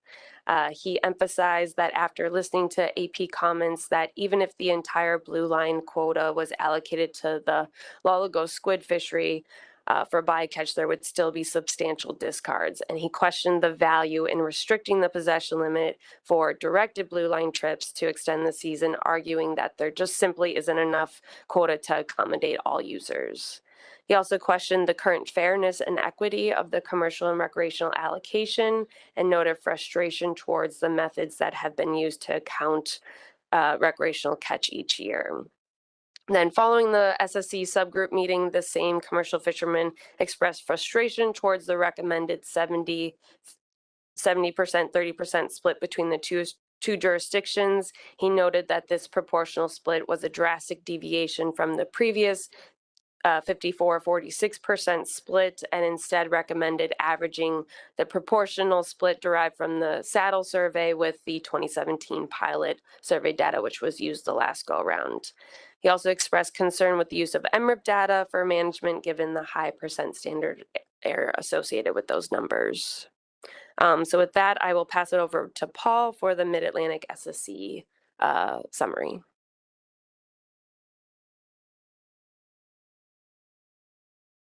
Thank you, Hannah. Appreciate it. Can you hear me? Yep, you sound good, Paul. Okay, thanks a lot. Thank you very much for your presentation, and Nikolai as well. I'll talk about the key responses to the terms of reference from the SSC. First of all, there's no OFL that can be specified, and so it's therefore not possible to calculate a P star. Now, those of you who have looked at the SSC report will notice that roughly 30% of that document is devoted to Blueline tilefish. So that really kind of highlights the issue of the inverse data law, that the number of words is inversely proportional to the amount of data available for the assessment. The catch-based estimates that were derived from the DLM tools were considered a starting point for the ABC determination. Now, that's an important consideration here, is that instead of using it as an OFL, an overfishing limit, we're using it as a basis for the ABC. We endorsed the recommendations from the subgroup, the joint SSC subgroup, and also endorsed the methodology and resulting fractions associated with the split of the ABC to the Mid-Atlantic region. So all of those were sort of part of the our positive considerations. However, the SSC recommended that this ABC only apply for 2026, and that is due, of course, to a number of factors, but the most important of which is uncertainty about the stock status. And in response, we are recommending examination of interim measures to evaluate whether or not a scientific uncertainty buffer is appropriate for future years. Next slide, please. So let's talk about the rationale for restricting our recommendation to 2026 only. While catch is increasing, we really don't have an indicator of whether or not this catch is sustainable or not, or whether it represents light exploitation. We have some indication that it might, but we are certainly looking forward to getting the updates on the most recent assessments, and the Deepwater Longline Survey is the primary piece of information that will help inform that. We also noted that the scale of the MRIP removals north of Hatteras is much higher than those taken south of Hatteras. Next slide, please. Our recommendations for the next update would be to examine the interim metrics, i.e. primarily the South Atlantic Deepwater Longline Survey, and then we'll use that as a basis to determine whether or not there are sufficient information to advise for some sort of buffering associated with scientific uncertainty. That is this ABC appropriate given what we see in terms of these short-term responses? So the other piece of information will be, whether or not there's updated catch information, and particularly if we have some revised data associated with MRIP, and everyone kind of knows that is a potential piece of information coming down the road. Our next slide, please. We did comment on sources of uncertainty. We really lack information right now to conduct a stock assessment. Normally, you need at least 5 years of survey data, age composition, life history, demographics, and so forth in order to do a more quantitative assessment. And I think the topics that Nikolai highlighted there in terms of those limitations for the northern part of the stock really are important to bear in mind. We also noted what is commonly known, and is that because it's a recreational catch is the dominant catch stream, and because you have typically high proportional standard errors in that in those estimates, that those are a consideration. And then we went on to say that the SSC supports the findings on sources of uncertainty that were expressed by the subgroup. Those can be found on page 12 and 13 of the SSC report, so I won't repeat them here, but a lot of good recommendations about other sources of uncertainty related to this assessment. Next slide, please. We recommended a number of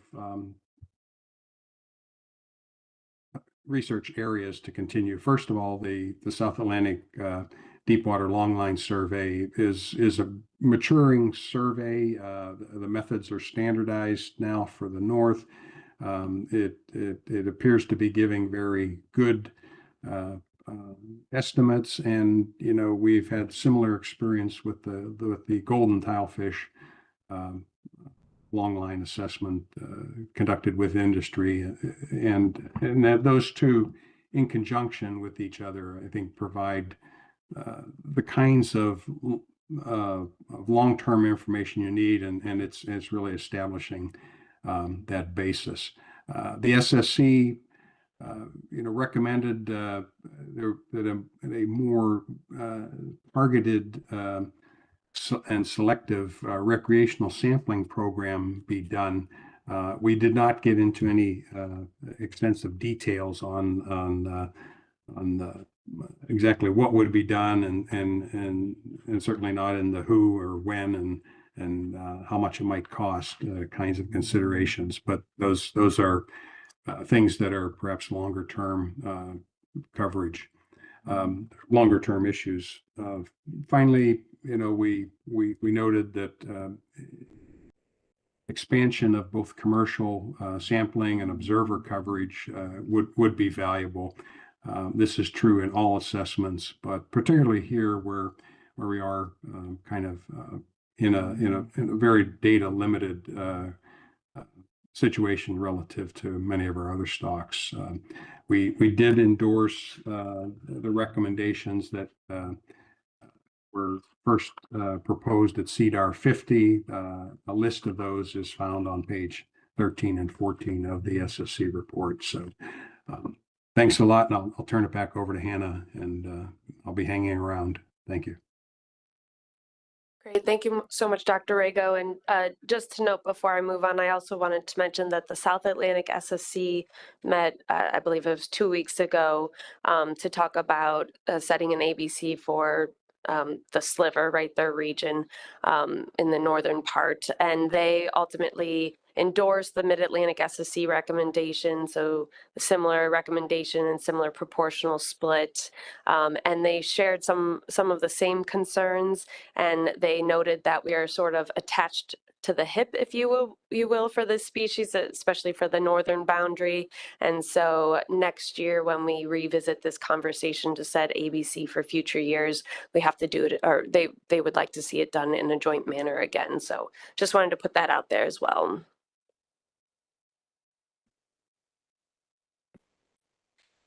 So given the SSC recommended an ABC just for 2026, this slide shows the flow chart for methods to derive the commercial and recreational landing limits. And over the next few slides, I'll kind of walk through the monitoring committee recommendations for the specific or the sector specific ACLs, ACTs, and TALs. So the calculation for the ACL is rather straightforward since the commercial and recreation allocation is defined in the fishery management or in the FMP. For Blueline, 27% of the ABC is allocated to the commercial fishery, resulting in a commercial ACL of 122,094 pounds, and 73% to the recreational fishery, resulting in a recreational ACL of 330,106 pounds. Moving on to the sector-specific ACTs, the monitoring committee did not recommend adding a buffer for management uncertainty at this time. They noted that because of the substantial ABC increase, there was interest in waiting a year to see how the fishery responds, and then in the future, developing an approach to inform what a buffer for management uncertainty might look like. They noted particular interest in waiting given the variability in MRIPs or MRIP estimates each year, and also the switch in using MRIP for management and catch accounting moving forward. Therefore, the 2026 monitoring recommendation was that the ACLs be set equal to the ACTs. Getting into the sector-specific TALs, typically the monitoring committee recommends a method to calculate projected dead discards for each sector to be subtracted from the ACTs to derive the commercial and recreational TALs. This process is not prescribed in the FMP, so there is flexibility on this methodology that can be used to project dead discards. Since implementation of Blueline management in the Mid-Atlantic, we've used a 1% discard rate for the commercial fishery and 2% for recreational, which was originally derived from limited VTR data that was available back in 2015.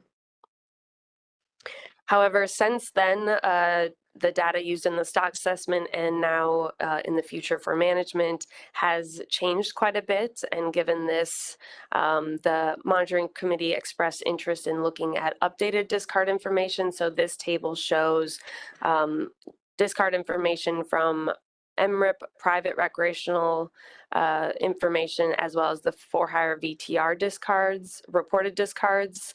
On the left column, you have total catch, so that's landings plus discards. The center column is dead discards, so CDAR 92 applied an 82% mortality rate, so that's dead discards applying that mortality rate. And in the right-hand column is the percentage of total dead discards compared to total catch.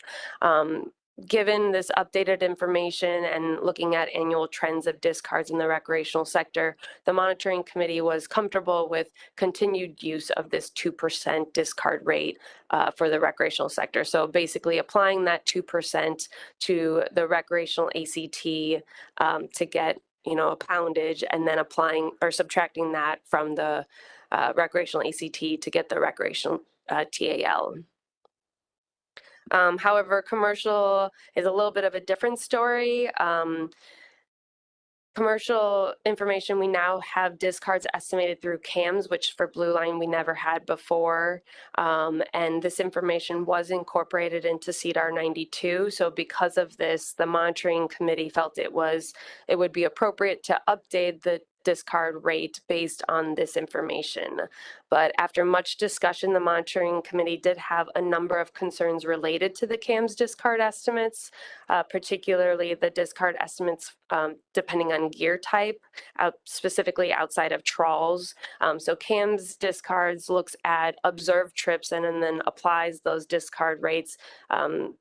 I'm simplifying it a lot, but applies that discard rate to the greater fishery. And non-trawl trips don't have high observer coverage. And so the CVs associated with CAMS discards, specifically non-trawl gears for Blueline tilefish, were relatively high. And so they weren't comfortable applying those discard information to derive a proportion of projected discards. And so they ultimately recommended using trawl discards only derived from CAMS to calculate projected discards. We also talked about the past 2 years, the commercial fishery has closed early, and given the substantial increase in the ABC and the unlikely that we will see these overages starting in 2026 once that larger ACL is implemented, they also had concerns with using the information or CAMS discards from 2023 and 2024. So they recommended truncating the time series. So only looking at the discards from 2017 on to 2022. And so this table is similar to what was shown on the last slide for the recreational fishery, with the left-hand column showing dead catch. So that's landings and discards in pounds. And then moving on to the right, we've got trawl discards only in CDAR 92 that applied a 95% mortality rate. So that third column is applying that 95% mortality rate to calculate dead discards. And then the last column on the right is the proportion of trawl discards compared to total dead catch. So looking at the very last row, that proportion averaged across this time series is 10%. And so the monitoring committee felt like applying this 10% discard rate to project discards into the future would be more appropriate. And so by applying that, right, as well as all the other monitoring committee recommendations, this table shows, the catch and landing limits for 2026 and the monitoring committee rationale for those recommendations, just looking specifically at the commercial TAL. So if we apply that 10% discard rate to derive projected discards. Projected discards would be over 12,000 pounds. Subtract that from the ACT to get a commercial TAL of 109,885 pounds for 2026. And then the same thing for the recreational sector, applying that 2% discard rate, we would get projected recreational discards of over 6,000 pounds, resulting in a 2026 TAL of 323,000 pounds. 323,504 pounds. So before moving on to the discussion for today, the monitoring committee also had a lengthy discussion on the Blueline commercial and recreational allocations. They noted that much has changed since that allocation was adapted through Amendment 6 to the Tilefish FMP, highlighting that that allocation is based off of the median catch percentage from 2009 through 2013, based on commercial VTR data as well as the recreational catch estimates derived through that 2015 Delphi method. The recreational catch was also converted to pounds using that previously accepted 3.65 pound average multiplier. So starting in 2026, we're likely to see deviate from these recreational data estimates, as I've kind of highlighted throughout the presentation. And so the monitoring committee, they didn't recommend modifying these allocations at this time, but they did note that considerations may be warranted in the future, especially since we are significantly deviating from how we're estimating recreational catch into the future. And then lastly, the monitoring committee reviewed and discussed commercial and recreational measures. They noted that the advisor comments related to reducing the commercial possession limits. However, they did not recommend such reduction given the substantial increase to the commercial ACL, but they did note the importance of continuing to monitor landings and modifying possession limits if warranted into the future. As for advisor comments related to the recreational fishing season, the monitoring committee did not recommend changing the season. They noted that, especially given the regional differences highlighted in the fishery performance report and the inherent difficulty in implementing and enforcing regional specific federal seasons, that if such regional specific seasons were pursued, additional outreach and an in-depth analysis would be needed. So at this time, no changes to any measures. And with that, that brings us to the discussion for today. Just a reminder, the objectives is to adopt 2026 catch and landing limits and recommend any changes to measures if desired. And with that, that concludes my presentation. Thank you, Mr. Chair. Thank you, Hannah. Thank you, Dr. Rago. Questions or comments for either one? Bobby Rule. Thank you, Mr. Chairman. Just real quick, the sliver, as it's referred to, what is the historical percentage of landings that commercial landings that come from that area? Compared to the entire stock north of Cape Hatteras. So it's challenging to actually put that on paper, right? Because there's several things at play here. So the way it works for Blueline, and I'm talking about the entire Atlantic coast. So we've got an ABC for the stock north of Cape Hatteras, and then there's a separate ABC for the stock south of Cape Hatteras. So the ABC north of Cape Hatteras is proportioned between the Mid-Atlantic and the sliver, which is under the South Atlantic jurisdiction. So for the sliver, they get an ABC. And then for the stock south of Cape Hatteras, there's also an ABC. And the way it works with management is those two ABCs are just added together to make one big South Atlantic ABC. And the amount of landings that come from the sliver is much higher than what that sliver ABC is. Essentially, the landings from the sliver is most of the South Atlantic ABC. So you can say that most of the landings commercially are coming from the sliver compared to anywhere on the Atlantic, but you got to keep those nuances in mind because our commercial fishery has been held to a very, very small ABC of 100,520 pounds for the past decade or so. And so they haven't been able to catch more than that, whereas the sliver gets kind of an additional ABC, if you will, because of the way it's managed in the South. So I know that was a roundabout way to answer your question, but hopefully that helps.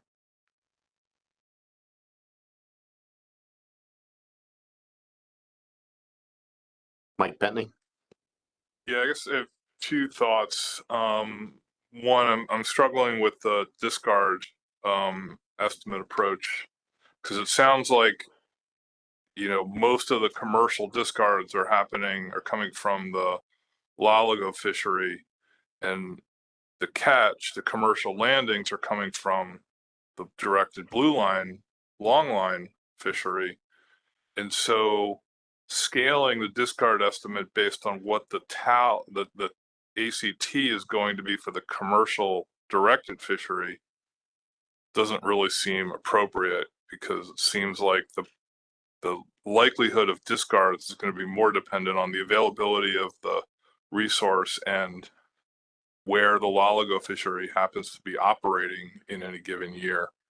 And just food for thought for the next time the monitoring committee looks at this is maybe looking, rather than a scalar against the ACT, maybe looking just at a, you know, rolling average of what's happening in the loligo fishery, which, you know, might have a change to the discards that are then deducted from the commercial ACT. So just a point. The other concern I have is that we're only going to be looking at the motion, what I'm assuming for the council, is specs for 2026. You know, we've been moving overall, trying to move to, you know, 2, 3, even sometimes 4 or 5 year spec setting cycles, so that we're not doing rulemaking every year. We're not taking action every year, but we have some stability both on the regulatory side, but also for the industry. And moving away from that here and just doing specs for 1 year, especially given, you know, our current and ongoing resource constraints. You know, we're going to be here in a year, I guess, doing specs for 2027, and I can't guarantee that we're going to have the resources to then implement those specs. So I really feel like we need to be doing everything we can to be setting multi-year specs in these fisheries, and not moving back to 1 year specs just because of some uncertainty. You know, there's always an opportunity to revisit and revise if necessary, but at least we would have the specifications in place. So I'm just concerned about that as well. Thanks. Hannah. Yeah, thank you. Just a couple of response there for the discard information. So for Blueline, if you look at this slide here, this table looks at landings by gear type, and depending on the year, it's about 50-50 between how much of the Blueline landings are coming from the longline fishery versus the trawl fishery. And depending on the year, some years the trawl landings greatly exceed longline landings and vice versa. So it really just depends on the year. And the monitoring committee went back and forth with how to project dead discards for upcoming years. And originally the recommendation was going to be to just keep that 1% discard rate and see what happens the next couple of years, because we're dealing with a lot of changes here. That ACL is going to go up drastically, and we don't expect the fishery to change just given the nature of Blueline. So they were originally thinking, let's wait a year, but then the whole conversation came up. So right now, the way paybacks are written in rule is it's just based off landings. So we're not really accounting for discards at this time. And so the monitoring committee was a little bit more comfortable with, at least at the first, implementing that 10% discard rate, and then seeing how things happen into the future with this higher ACL and modifying it once we have more information. So just a little more background there. For the setting specs for just a single year, I mean, we originally went into this hoping to set specs for 3 years through 2028, because we're not expecting an updated stock assessment anytime soon for Blueline. So we were going into this hoping to set specs for multiple years, but the SSC had a number of concerns with that, and they just wanted to check in the midterm. And staff told them that, you know, we review specs every year. So even if they set an ABC for multiple years, we would still come back each year to review things, and we could change things. But the SSC was more comfortable with just setting an ABC for a single year. So I hear you, and I was trying to push for multiple year specs, but unfortunately it didn't pan out that way. Yeah, I appreciate that. Thanks for the further discussion on the discards. I think that makes sense. Related to the SSC recommendation, I think that's something maybe for the council to take up or give some consideration to, because I think it's unfortunate when the SSC is operating on it. Well, we'll just give you 1 year and we'll take a look next year, when the rest of the process doesn't have the capacity or the resources to actually follow through on that and do specs on an annual basis. So we might need to take that up with council leadership and see if there's an approach we can figure out for that. Thanks.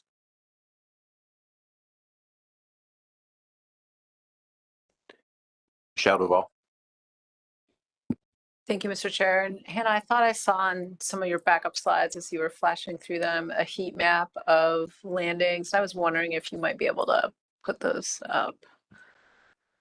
Yeah, so just, with Bobby's question about where landings are coming from, you can really see, that distribution, I think, particularly in earlier years, and like the contribution of that sliver area early on, although it doesn't look like it's that high in the most recent set of years. Yeah, so this is just landings information from CAMS north, from Virginia North. So it doesn't include landings from the sliver. So this is just for our management unit. Gotcha. Okay, I was going to be a little bit confused by that, just based on past knowledge of the fishery. So thank you very much for clarifying that. And I appreciate the conversation that the monitoring committee had about management uncertainty, as well as the recommendation from the SSC subgroup about application of management uncertainty. I mean, I think we're going to be talking about that again tomorrow, during one of our discussion topics, and I really think we need to find a way to move that forward. And then I guess maybe the other thing, just looking in the Tilefish, the Blueline fishery information document, I noticed that Table 1 has it's the time series of ABCs and commercial ACLs and rec ACL, ACT, but it doesn't, would it be possible in the future to include the over under on the rec side as well? Okay, thank you. Yeah, I'm always hesitant to include that just because of all the recreational data nuances, but in the future, now that there's kind of like a set way of how we'll be analyzing it from past and into the future, I think I can do that. Hannah, was it looked into as far as with the increased quota? I mean, it looks like now the recreational or the commercial is going to be nowhere near catching that quota. Have anything been looked at as far as increasing either one?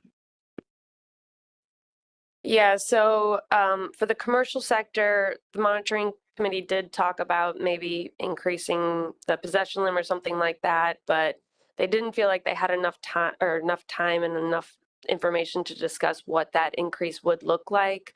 And I think they're just hesitant to make any changes just because we don't know how the fishery is going to respond to these increases, because it's increasing by like 350%, for example. So they wanted to hold off. For the recreational sector, it's a little bit of a different story. And that's why, gosh, sorry, I got to flip back. That's why I showed this graph. So even though on paper it looks like a substantial increase for the recreational sector, since we'll be moving to MRIP data for catch accounting, right? Depending on the year, the recreational sector can catch, based on MRIP and VTR information, can catch over 330,000 pounds, under 330 pounds. It's really variable from year to year. So for the recreational fishery, this increase is more of kind of a status quo because we're deviating from how we're using the information available. So the monitoring committee had a short conversation about what changing recreational measures would look like. And because of this, they didn't think that it was the time to change the bag limit or anything like that, because it's not actually an increase, if that makes sense. Scott Lennox. Yeah, thank you, Mr. Chairman. Hannah, thanks very much. Dr. Rego, thank you very much. So just sitting here listening and playing this through my mind, this is screaming status quo to me, just because of all the uncertainty that surrounds this. No stock assessment, high uncertainty with the recreational catch. This graph, which is pretty crazy looking, honestly. The Blueline tile fishing, to me, over the course of the past several years, has been one of the more consistent fisheries that we manage. So I don't want to see us mess it up, basically. So this is telling me status quo personally, and I have to agree with Mike on trying to set the recreational or the different measures for a couple of years rather than just one. I'd rather set things and then adjust than to adjust and then set things if you have to change things in the future. Thanks. Mike Louisi. Thank you, Mr. Chairman. To Scott's point, Hannah, maybe you or maybe Mike Pentney could offer some thought about the multi-year spec setting process today, if that is something that the council chooses to do. Can we, based on what the SSC has, based on the guidance provided, do we have options, or are we limited to what Mike was referring to about setting 1-year specs?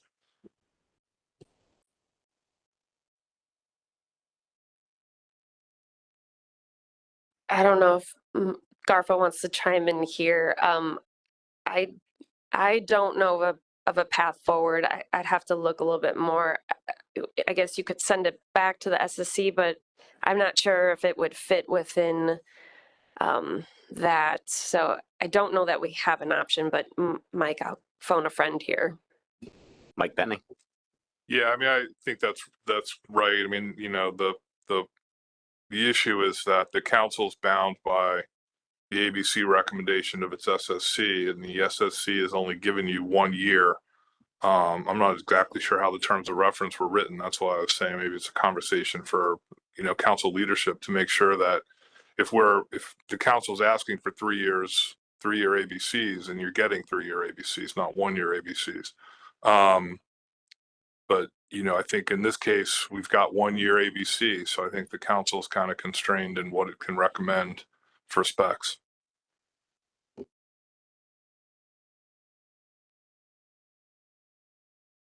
Chris Moore. Thank you, Mr. Chair. So as a follow-up to that, I'm just thinking about where we might be at next year. So we're hopeful that next year we'll be looking at similar information or better information, setting specs for 3 years, 27, 28, and 29. If we find ourselves in a situation that you described, Mike, and we can't, basically we make a recommendation of a service for 27. The service says, unfortunately, we don't have the staff, the resources to really implement what you guys are proposing for 27.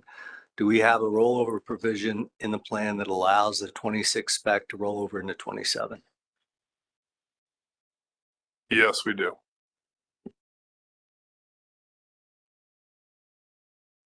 So that potentially, given that scenario, we should talk about Scott's suggestion, basically his thoughts about status quo and how that would play out if in fact we set specs at status quo for 26, just hypothetically, and they didn't change. That could be a good thing, could be a bad thing. But certainly think about what Mike Pentney just said, which is if we're not able to change what we we're not able to implement what we want for 27 based on next year, what we do this year is probably going to remain in effect for a while. That makes sense.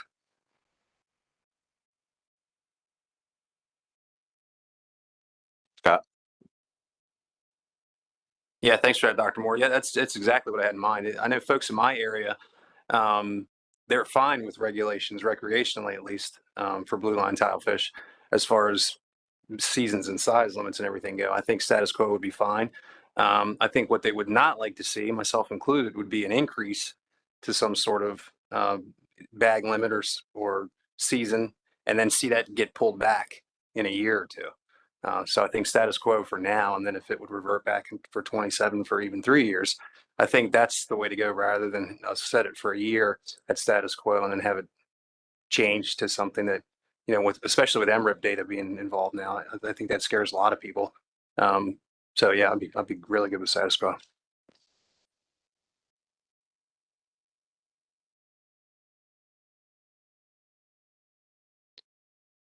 Any more comments around the table? Chris Moore? Thank you, Mr. Chair. And, understand I'm not advocating for status quo. I understand your point, but I'm curious, Hannah, in terms of conversations that you were involved with through the monitoring committee and even at the SSC, what folks there said about status quo. I mean, what was the general, feeling of, or thoughts from those two groups relative to just maintaining status quo for 26?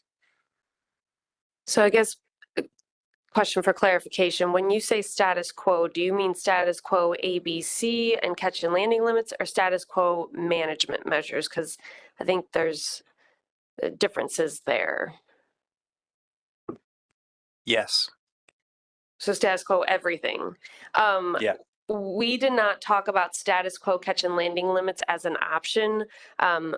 So the DLM, which was peer reviewed by that subgroup of the two SSCs, they accepted that and deemed it best available science. So I don't know that, and status quo catch and landing limits is based off CDAR 50. So we didn't even entertain the idea of status quo catch and landing limits. It did come up at the South Atlantic SSC meeting, and they did not vocalize support for implementing status quo catch and landing limits, just because of all the differences in the fishery compared to, back in 2015 and 10 years ago. So we can do whatever we want, right? The council can do whatever they want. The ABC was set at, let me go back to the slide, 400,000 pounds, give or take. So if the council wants to implement a management buffer that brings those catch and landing limits down to what they previously were, that of course could happen. But the only thing to keep in mind is because the ABC was set based off CDAR 92, it may be challenging moving forward to, when it comes to recreational catch accounting, to use our old methods, so that Delphi approach and converting to pounds based on that 3.65 pound multipliers. It might be hard to justify that as opposed to using MRIP data and the new conversion method. But status quo management measures, the monitoring committee discussed this and ultimately recommended no change to management measures.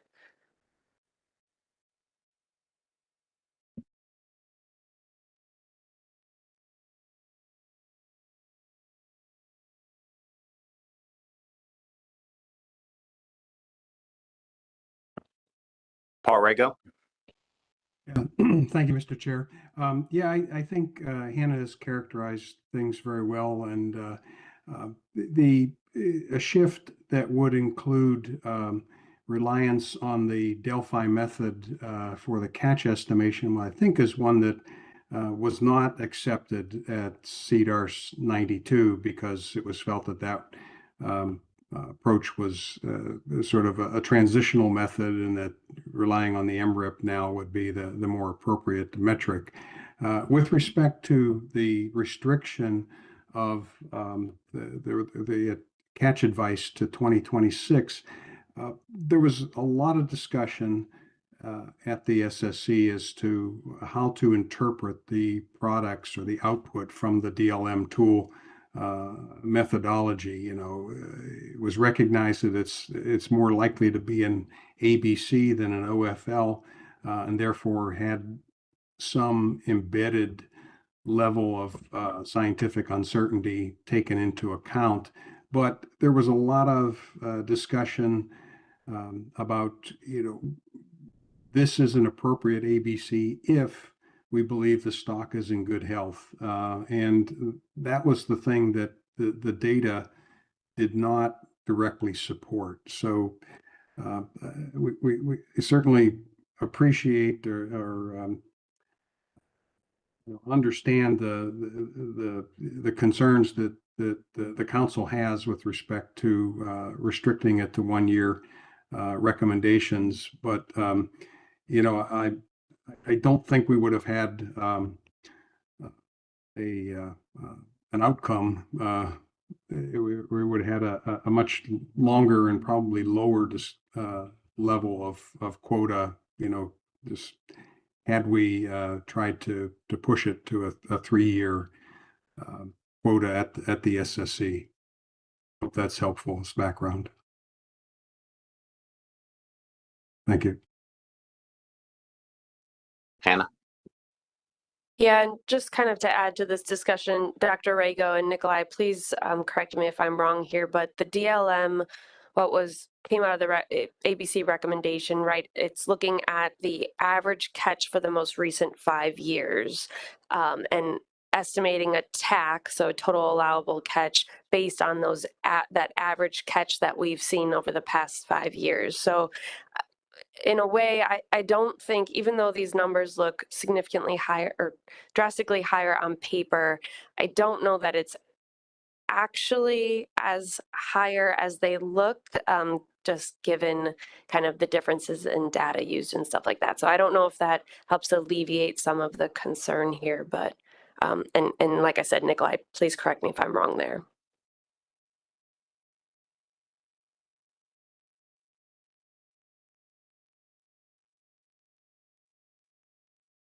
Nikolai? Yeah, I was just going to basically agree. I mean, the approach that CC1 method is, it's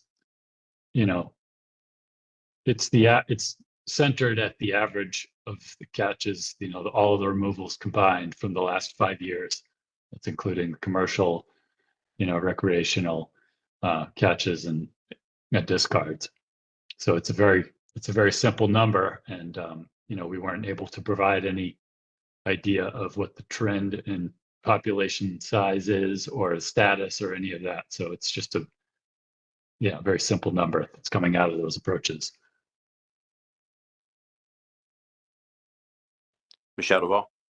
Thank you, Mr. Chair. So I guess one more thing, in the monitoring committee discussed, the current allocations and how they might be outdated, but recommended, doing a comparison between the two different sets of time series. So is that on the task list for the next time? We're going to do that? I don't know that it's currently on the task list, but it's something that we can look into. And I did take a quick look at this kind of out of curiosity. So this was the information used back for Amendment 6 to initially set those allocations. Again, that recreational time series comes from that Delphi approach and is converted to pounds. The commercial sector comes from the commercial VTR. And if you look, based on year, recreational is anywhere from 60 to 90%, give or take, of the total fishery. I looked at the updated information, so looking at commercial data through CAMs, both landings and discards compared to recreational landings and discards from MRIP and the for-hire VTR data. And the percentages don't really change too much depending on the year. The average of these several years, so back to 2017, is, I believe, 79% recreational. And then the median, which is what we used the last go around, was like 70%. So pretty close to the current 73% that is the allocation for the recreational sector. But if there's interest in exploring changing those allocations and looking at different sets of time series and things like that is definitely something we can do. Michelle? Not necessarily suggesting that, but I mean, regulations were in place over this time frame as well. And so I think, the commercial fishery was certainly considerably constrained, as a result of those, the trip limits that are in place. So thanks. Bobby Rule? Yeah, just real quick, looking at at this graph here, is that the entirety of the range or is that just the Northern Management Unit? Just the Mid-Atlantic Management Unit.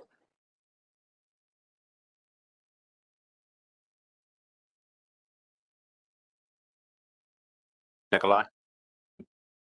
Yeah, I just wanted to, I don't know if anyone saw my comment, but I put a comment in the chat just saying there's a bunch of plots in CDR 92 report that show removals by area, like for instance, state, or there's one of the plot of removals in the sliver versus the Mid-Atlantic over time that might be useful. And there's a couple that also break it down into, recreational versus commercial landings and discards. So just want to put that out there. And there's a link in the chat for those of you who don't have easy access to the report. Might just be useful. Okay, thank you for that. I'm gonna go to the audience. Dewey Hemmelwright.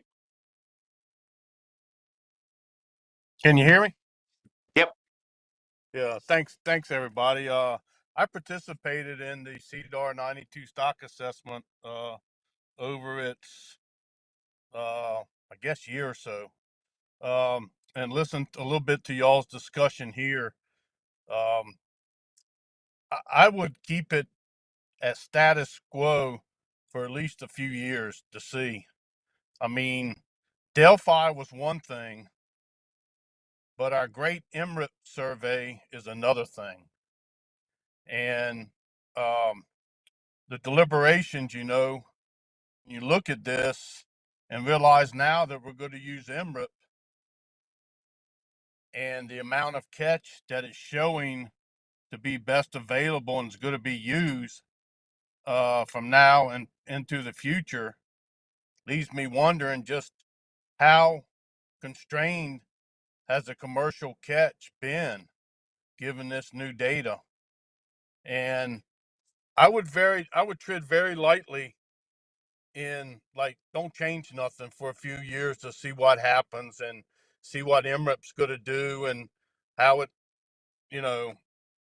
I would just keep status quo and going on because I don't think I think a lot of this personally myself, I think it's MRIP's, the numbers that it spit out is which I'm grateful. I mean, wow, I never thought I'd be saying how great MRIP is, but it spit out great numbers to where the commercial will finally be able to catch a few extra fish from the crumbs that have been provided in the past, both for both sectors. So that's a good thing, The SSC deliberated a lot, but at the end of the day, this is the outcome. But I would not change the trip limit or bag limits for a few years. And as I believe somebody said, if nothing is adopted, the specs roll over. I believe Chris said that. So I would keep it just the same because these are, and I included that in my comments. My comments that I included on paper was about the use of the saddle survey to determine the allocation. And a 14% shift is a lot. And so the saddle survey that goes into the future, if it goes up into the Atlantic into the Mid-Atlantic after this year, could change a percent of allocation, because we only have 2 years of that. And so that could shift. So you have a lot of things that are in the works that you should just keep it as it's same so we can see what's happened with discard in the trawl fishery. How does the commercial fishery get prosecuted with that, and what does MRIP show us for the wrecks? You know how only a few fish can go one way or the other. So I would keep it as status quo, and that's about all I would have to say. Thank you. Thank you, Dewey. Mike Luisi. Thank you, Mr. Chairman. So I don't know why this is challenging me so much. Is status quo, like what is status quo? I guess that's the question. I understand the measures can be status quo, but if you implement the same measures, are we expecting the same catch, which would then be the ABC set? Like, what is the comparable set of measures from the two different sources of information that are equal to one another? I'm assuming 1,000 on one side is not the same as 1,000 on the other side. And that if it's, let's call it pounds, does 1,000 pounds of the old way equal 1,000 pounds of the new way? And is there a way to draw a line there so that if we're setting an ABC at this meeting for 2026, we could set it in a way that's kind of considered status quo? We leave the measures in place, let the chips fall that way. I'm afraid, from what I've heard from Dewey and then Scott's concerns, I'm afraid of jumping up to a level of quota that's just so much higher. I don't know. I'm having a hard time with the whole, somebody brought up status quo initially, and I've been lost ever since. Thanks, Hannah. Well, I think if I'm reading this right, is the ABC will go up, but the management will stay the same. So you're still going to be 300-pound trip limit, and then the recreational hook and line and all will still be the same. Am I understanding that correctly? Yes, that's the recommendation that came out of the monitoring committee meeting. If I'm understanding your question correctly, Mike, so the DLM, right, it now incorporates MRIP. That's probably the biggest source of difference between CDAR 92 compared to CDAR 50. And if you look at this graph here, right, MRIP is all over the place, for lack of better words. We've got some years of really high recreational catch estimates, some years of lower, maybe disregard 2020 since that was the COVID year, and sampling was very limited at that time. So I don't know that you can directly say 1,000 pounds from MRIP equals 1 pound using the Delphi approach. I think it's a little bit more nuanced to that, but if you were to average them, maybe it's around that or something like that. So when looking at the difference in the data, right, MRIP is kind of, and Nikolai, please correct me if I'm wrong here, I think MRIP is elevating that TAC estimate that's coming out of it, because the way the DLM works, I believe, is you put in this catch estimate and then it takes that, right, and then the management procedure CC1 takes the average 5 years to inform what that TAC estimate is. So the amount of removals is putting in, the higher the amount of removals you put in, which with MRIP, you have higher removals compared to the Delphi, you're going to get a larger TAC estimate. So I think it's just a matter of the information that's going in, that's, you know, the resulting TAC estimate that's coming out of it. If we use different data, you're going to have a different TAC estimate. So in a way, this is similar to the previous catch and landing limits, which I guess is right now status quo. So I don't think we're going to see a significant or a drastic difference in how the fishery is operating, but that was some of the monitoring committee's concern, is they don't want to change measures because we seem to be operating well. This fishery, we don't hear a lot of complaints. You know, we don't hear complaints about stock. We don't hear complaints about the measures too frequently. And so I think their mindset was, let's keep management measures the same so that the amount of effort is likely the same, and let's see how everything responds based on these higher ABC estimates. Michelle LeBlanc. So Mike, let me see if I can help out a little bit. So I'm thinking of this as like a scaling type of thing, right? So just as we did when we went from, you know, like the old MRIP before, you know, the new FES to the new MRIP, it was you know, the measures, the management measures that were in place were the management measures that were in place. And it was kind of, you know, even though the ABC looks higher and the recreational ACL looks higher, because we're just using a different yardstick to measure, you know, it's a bigger yardstick, I guess is maybe the way to think of it. So it's really more of a scaling thing. And I mean, at least my reading of the monitoring committee report was that this is what the monitoring committee was concerned about, like why they, as Hannah said, recommended sticking with the same management measures, because truly you would not necessarily expect an explosion in effort necessarily. Everything is just going to scale upwards. I hope that wasn't too confusing. Thanks. Laurie Nolan.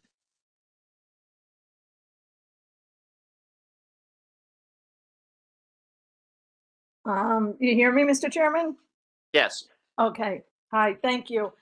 I'm just, the question of status quo that like Mike Luisi just voiced also, I mean, I want to make sure I understand this correctly. The quota is changing from 25 to 26 in this recommendation. So it's changing drastically in a number on paper to the commercial sector. As far as the commercial sector goes, they've experienced early closures, 23 and 24, very early closures, without even the approach of tearing down the trip limit. The trip limit, my understanding is, starts at 500 pounds. And when 70% of the catch is landed, it goes down to 300 pounds. So in the last 2 years, that reduction hasn't occurred just because of a lag of data. And by the time it all gets reconciled, they've had a shutdown.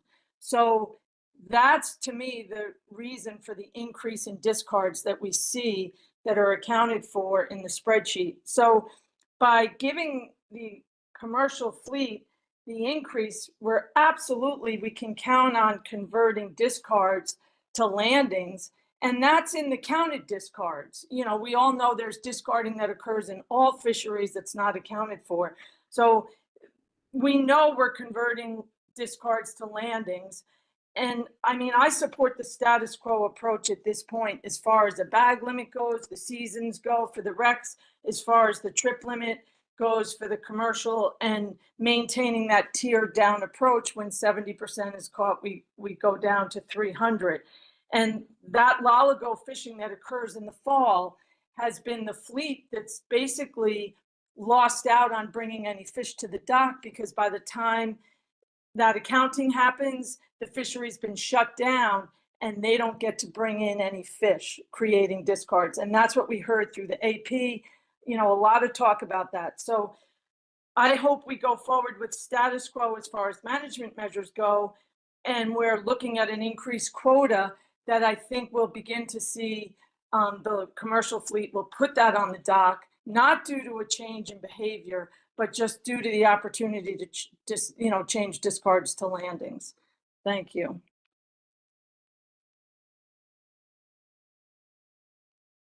Bobby Earl.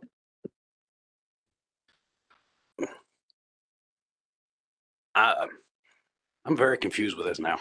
I agree with Scott Lennox on the status quo for the management side, but if I understand it correctly, I don't think we can stay status quo on the ABC recommendations. That's, you know, you're bound by the SSC.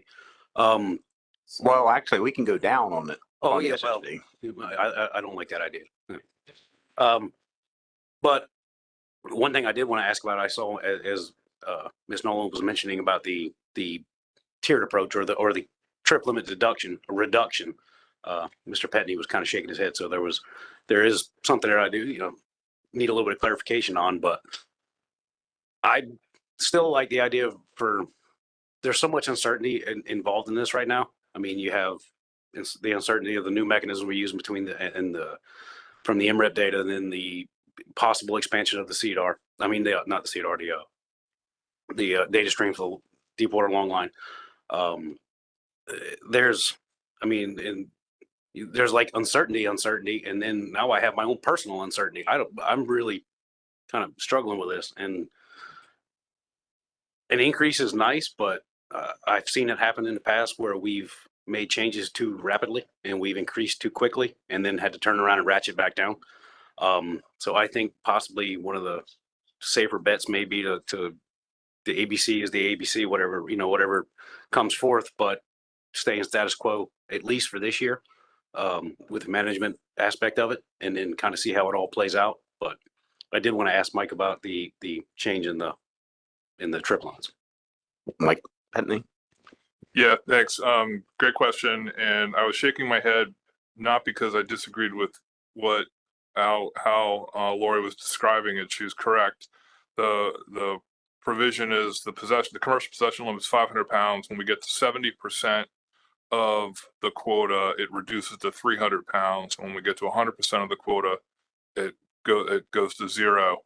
In 2023, the commercial landings in the summer happened so rapidly that we went from below 70 to over 100 before we could get the ratchet in the 300-pound in place. And so we went from, it was a matter of 2 or 3 weeks, we went from less than 70% of the quota to over 100. Last year, we did actually get the 300-pound possession limit implemented in mid-August.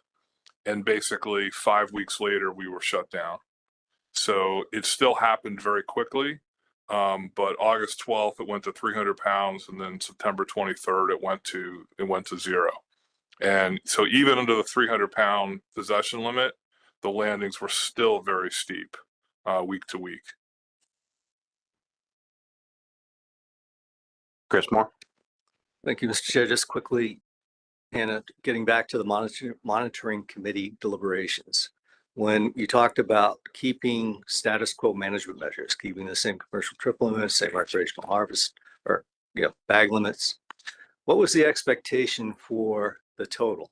In other words, they recommended status quo there, anticipating that commercial landings in 26 would go up, recreational landings in 26 would go up, or what? If they would stay pretty close to what we have now? I think it was the latter, so that they would stay pretty close to what they are now, but with the caveat of the commercial fishery, right, as Lori was explaining, we've experienced in-season closures for the past 2 years now. And so there's this concern that there's a lot of discards being accumulated because of those closures. So maybe there might be a slight increase in commercial landings, but would be turning those discards into actual landings. There might also be a couple more directed tilefish, Blueline tilefish trips, right? So there might be a slight increase in commercial landings, but they do not anticipate a significant increase by any means. As for the recreational sector, they think it'll stay pretty much the same, with the caveat of, MRIP estimates seem to bounce around a bit.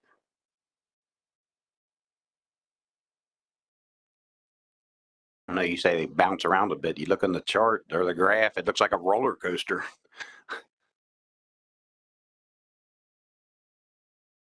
Any more comments or questions around that, Mike Luisi? Yeah, thank you, Mr. Chairman. I'll just make one more maybe comment observation. So a few years ago, and this is how I'm trying to process this. A few years ago, we had a shift in scale when we were talking about summer flounder, scup, black sea bass, bluefish. And that was the year when the commercial permit holders in my state all sent me Christmas cards when they got their new quota cards for that year, because the scale went up. The quotas all went up. The commercial quotas went with it, and the recreational fishery just operated as is, kind of in a status quo. And I'm trying to compare what we're dealing with now with what we dealt with then. So if we were to move forward with implementing what was recommended by the SSC, and just as far as some numbers go, I'm trying to piece a few things together based on a couple tables. The recommendation for the commercial total allowable landings is 109,000 pounds. In 2023 and 2024, and I assume 2025 is similar, it's not on this table, but it's about 50,000 pounds. So if we set an ABC based on what the SSC recommended. And we don't want to increase that commercial quota too much. Don't we have control to be able to say, you know, put the motion on the screen, run through all the numbers, and then find the commercial TAL or the commercial ACT, whatever's in there, and make some adjustment there. Maybe dividing the recommended ABC from the SSC and what we currently have, and maybe cutting it in half, which would be an added increase in quota for the commercial fishery with the same measures, but a little extra. I'm just trying to figure out how we can kind of balance all these comments to find that sweet spot that we don't exceed the AB. We're not in a situation where we're overfishing on the stock, but we're contemplating that shift in scale so that so that a certain sector doesn't catch too much, and then we're back in the situation that Scott Lennox brought up, where we then have to revert and go back and draw everything back again. So maybe that's a path forward. That's kind of how I'm thinking about taking the next step. So I'll stop there, Mr. Chairman. Thanks. Scott Lennox. Yeah, just a question. If we did go that route, with an increase to the commercial regulations, do we have the probably very few recreational anglers that pay attention to what's going on? Do we have them wondering where their increase is?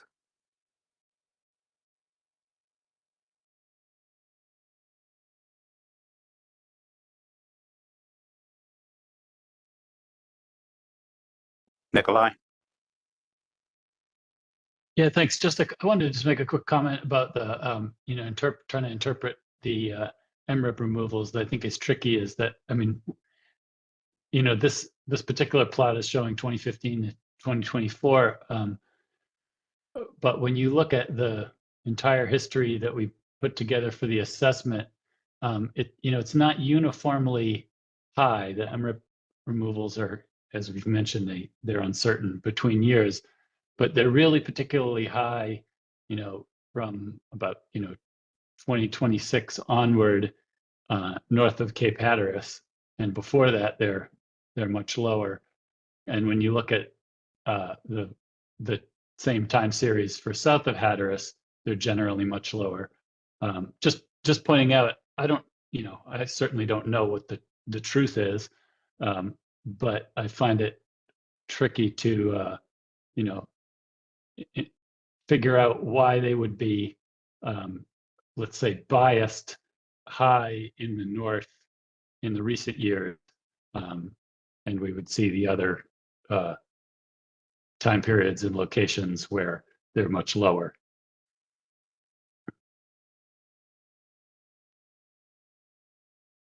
That's all.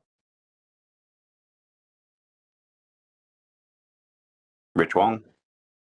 So Mike, you're proposing to lower the SSC recommended commercial, only the commercial ACL that the SSC recommended. Is that correct? I'm not recommending anything. I'm just trying to figure out how to take the appropriate steps forward. But you're right. I was thinking we would make an adjustment on the commercial quota so that it doesn't double, or even, so it doesn't double in 1 year's time. That was the thought I had. But then again, I'm thinking now that I have the mic, are we missing something? Have somebody else out there thought about something? And I'm sure they have that I'm missing. I don't want to mess something up if it comes to trying to figure out discards or the other parts of the fishery. I don't want to get in a situation where establishing specific, setting the quotas is going to make it even more challenging down the road. So hope that helped, Rich. Yeah, I think with the increased ABC, I think we're going to see. I don't think the effort's going to change much on either side, but we're going to now put discards into landings. So it's still a dead fish either way. So at least let's utilize those fish. Scott? I guess it still makes me nervous because MRIP might turn it into more effort. Yeah, we've seen that in other fisheries where the MRIP data, just the effort is where I feel the problem can lie. And if this fishery starts to use MRIP data, then MRIP might adjust the effort, whether it's true or not. That's what kind of makes me nervous moving forward. And Mike, just a clarifying question for you. Did you mean to lower the quota recommendation from the SSC on the commercial side, but then change regulations to allow that to be harvested? Just leave it alone. So status quo for, okay, thanks. Richard? Well, I think that staying status quo management measures addresses your valid concern, Mike, and in a way that we didn't do so with, say, black sea bass when the commercial quota ramped up quite significantly. So I think it's just staying status quo. I strongly support staying status quo management measures without necessarily making any quota changes, because it's accomplishing what we want. Makes a lot of sense. Thank you. Paul Rego? Yeah, just a quick point of clarification. The SSC, of course, only recommended the total ABC. It did not recommend the allocations to the commercial and recreational. And just to keep in mind too, that the currency, the measure of abundance that allowed the ABC to increase is based on the currency associated with MRIP and the monitoring of the commercial fishery. So everything's already baked in to that number. It's simply reflecting the most recent average catch as the basis for establishing the ABC. So thanks.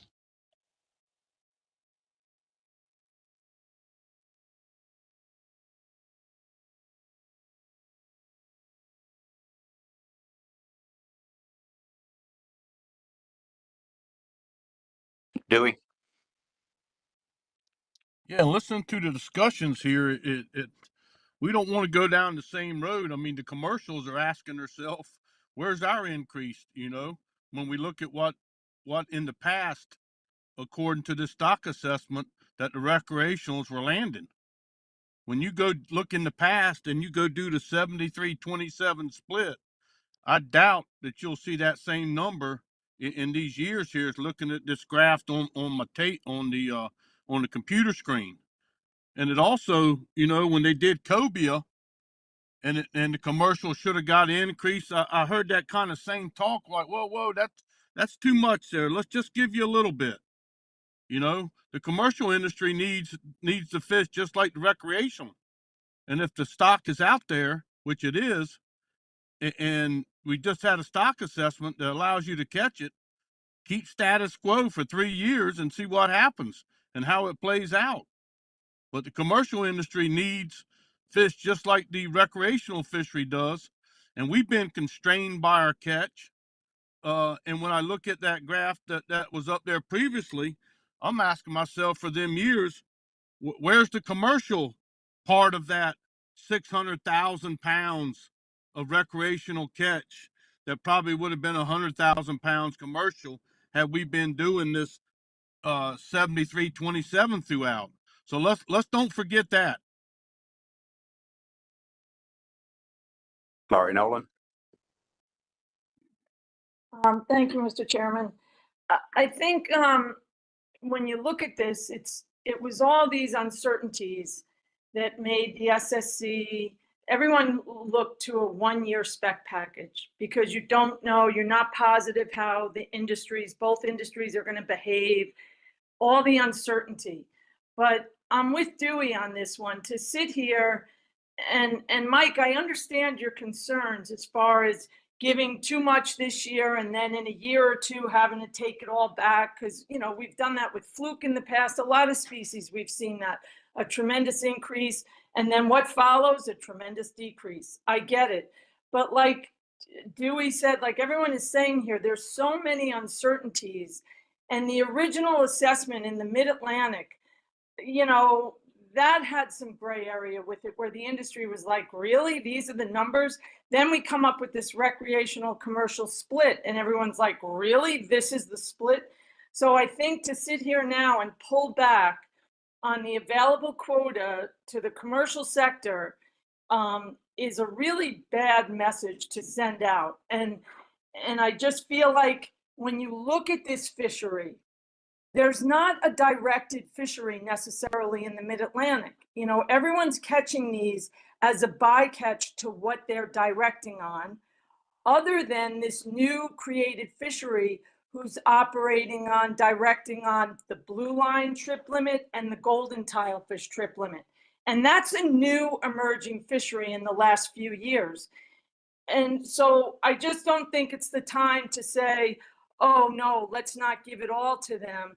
I think to sit back and say, let's leave management measures as is, and let's see what happens for a year, for 2 years, 3 years, as we go along, I think is more than safe. And you're not creating, you know, you can't take opportunity away, but you're not going to redirect effort. And I just have a question as far as Mike Pentney, you had mentioned that in 2024, we did have an early closure, August 12th, you said, which is my birthday, but you said that there was a closure down to 300 pounds, but then the 300 pound came so fast and hard that it got shut down early. I wonder, do we know what gear is catching those fish?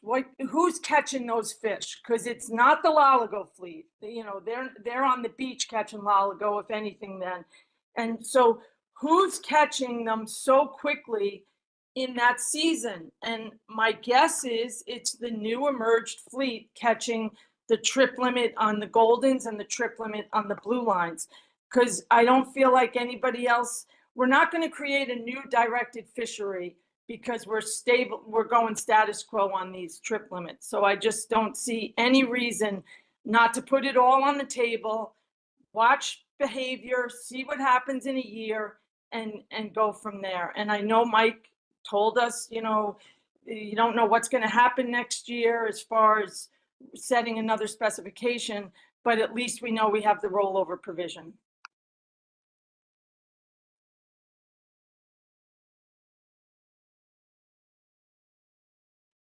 Mike Luisi. All right, thank you, Mr. Chairman. I think in order to keep this thing rolling, we should get a motion on the table if that's okay with you. I would move to adopt bluefish and tilefish specifications for 2026. I'll wait till it goes on the screen. Move to adopt Blueline tilefish specifications for 2026. For 2026, the commercial ACL equals ACT equals 122,094 pounds, with a commercial TAL of 109,885 pounds.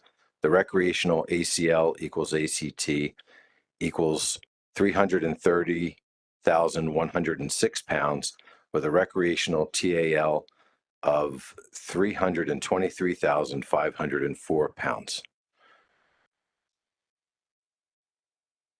So after that period, maybe we can add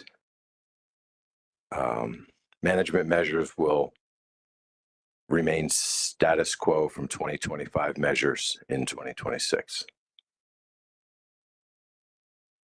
And is that appropriate in this case, Mr. Chairman? Do we need to state that? I don't remember.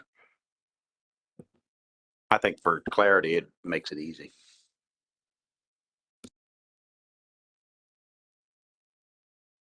Do we have a second on the motion? Ken Neal seconds it. Would you like to add some rationale, Mike? Yeah. So we had a really good discussion. I think I came full circle in listening to and, hearing the conversation as I did with people who I know are much more or much closer to the fishery than I am personally. So you can only read so much. And I feel that the SSC is taking this precaution, this approach, which for 1 year, I don't have a problem with. I think a lot of what we were just discussing is kind of baked into it somehow. I get the sense that some of our concerns are kind of baked into the analysis. So I'm comfortable with this moving forward for next year, and I'll leave it there. Thank you, Mr. Chairman. Ken, would you like to add anything?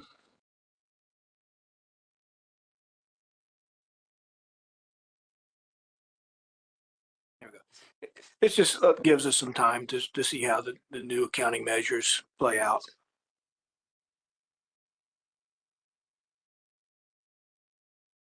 That was it. All right, thank you.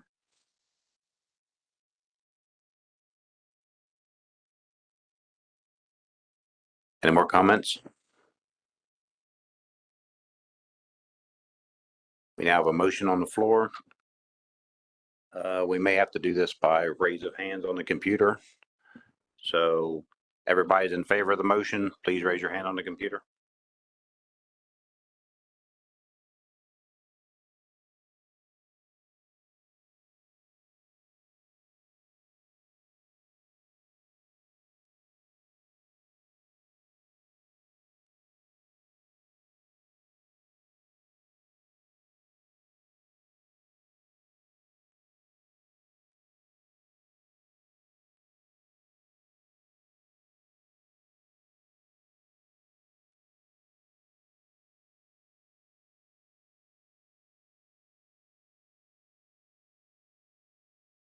All right, I have 15 in favor. Everyone lower their hands, please.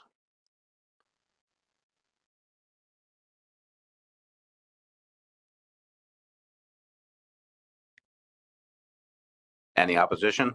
Please raise your hand.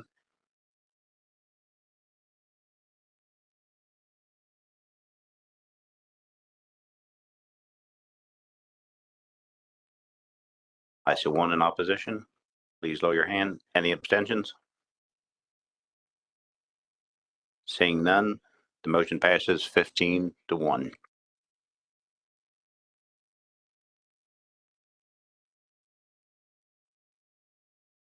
Hannah, do we have anything else? That is it. Thank you so much. All right. Chris Moore? Not to beat a dead tilefish, but what does status quo management measures mean for the South Atlantic in terms of how they're going to deal with this? Just curious.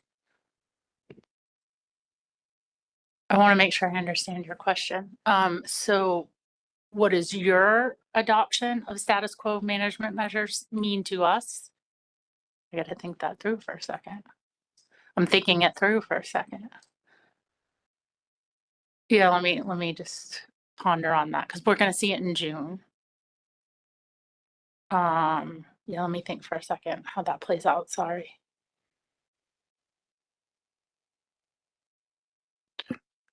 All right, with that, thank you very much, Hannah and Nikolai and Dr. Rago.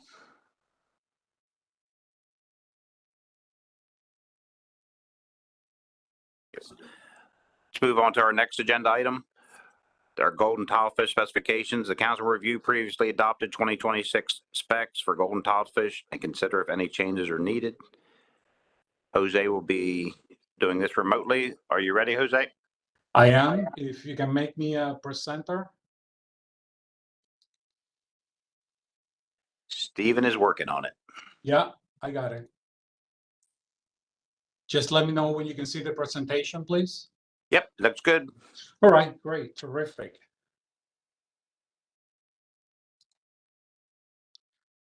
So basically what you're going to be doing today is reviewing the 2026 implementations that have been previously implemented for golden tilefish. The outline that I have here is pretty much very similar to the elements that Hannah had on per presentation. So I'm going to skip this.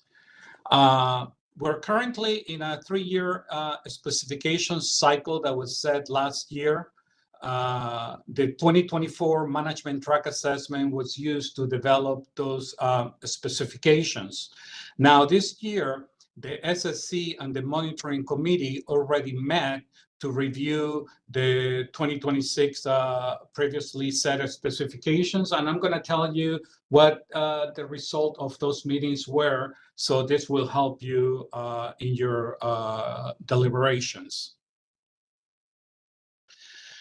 This table is in your materials and basically tells you what the different catch and landings limits are for the current cycle. In the red box at the bottom, you see what the final IFQ fishery quota is, and the incidental fishery quota as well. And you can see those numbers are very close to what was implemented in the last specifications cycle, near identical. The last management track assessment in 2024 indicated that the stock was not overfished, but overfishing was occurring. In the last, in 2023, fishing mortality in 23 was 122% above the fishing mortality threshold, and the SSB was about 58% of the biomass target. This year, we received a data update from the Northeast Fisheries Science Center. I'm going to show you a couple of figures that came out of that assessment, and the document is in your briefing book materials. On the left, you have landings per unit effort, that blue line there, and it shows that in 2024, it went up from the prior year as the strong 2020-2021 year classes are entering the fishery. On the right, you have a bubble graph that shows the landings by market categories, and a couple of things here that are important. In 2023, 2024, you saw an increase in the extra small fish. These are fish that are less than 2 pounds being landed, which is good, showing that there is recruitment. And also, you can see that the distribution of landings is pretty strong across different market categories, and we're still getting a lot of large fish being landed in this fishery. This is the market length frequency. This is the numbers of fish that were landed by different market categories. And I just want to bring your attention to the large amounts of extra small fish that are being landed, which is, again, something very positive. This table shows a summary of the management measures from 2012 to 2027. You can see here the commercial quotas and the commercial landings in this green box for the last 3 years. And overall, 91%, 77%, and 95% of the quota was taken in 22, 23, and 24, respectively. The primary gear that is used to land golden tilefish is long line, and there are also landings from incidental landings from the bottle auto troll fishery. Those are the two main gear types that are land golden tilefish. Statistical areas 616, 537, and 526 accounted for the bulk of the landings in 24. And 95% of the landings came from 3 ports or port groups. Montauk, Hampton Bays at the top with 67%, and Point Judith at the bottom with 2%. Barnegat Blythe had 26%. And here is just a graphical representation of where those landings are coming from. And typically 616, 537, 526 are very important areas for golden tilefish. That's kind of the center of abundance of the fishery. 1.5 million pounds were landed weight in 24, 19% increase from the prior year. and the ex-vessel value was $6.4 million, a 5% increase from the prior year. And the mean price per pound was $4.13 cents in 2024. That was a slight decrease of 12% from the prior year. This graph comes from Garfo Weekly Quarter Report. The blue line shows the incidental landings as of last week for this year. The yellow line are the landings from the prior year, and you can see that we're ahead of the landings when compared to last year for the same time period. For golden tilefish, just the same as for blue line tilefish, the 2025 specifications are pending. The solid line that you have there on the top is the quota for 2024 of 75,410 pounds. And the other red line that I drew down there, the one that has the breaks, that will be the quota for 2025. So taking that into consideration, about 60% of the quota for 2025 has been landed. Here are incidental landings for from 2013 to 2024. And you can see for the last 5 years or so, landings have ranged from 30% to 70%. I mean, the quota, the incidental quota, the fishery has taken between 30% and 70% of the quota has been landed. Regarding the recreational fishery, a new recreational catch time series was used in the golden tilefish 2024 management track assessment, as I indicated last year when I made this presentation as well. This recreational data is assembled using vessel trip report data, large pelagic survey data, and other historical data. And here you can see the contribution of recreational landings to the total removals. And for the last 5 years or so, you can see that they have ranged from 2.4% to 4.9%. Now, regarding the golden tilefish survey, an update. On the top, you see the different updates that have been conducted so far for tilefish. The 2025 survey was, we were going to have it this year, but it was postponed due to budgetary uncertainties, and we're planning on having that next year. This is something very important because it will contribute to extend the time series that can be used to derive an index of abundance for the stock and also collect additional biological information. The advisors met on April 30 of this year. And they were asked a series of trigger questions like we do for all our fisheries. I'm going to go into, I'm going to cover some of the things that they indicated. There's a lot more information in the document itself, but basically they noted that the advisors noted that status quo is something that they desire because it provides stability in the fishery and the markets. They indicated that the fishery is very price sensitive to changes in volume, and you saw that with the numbers that I just showed you.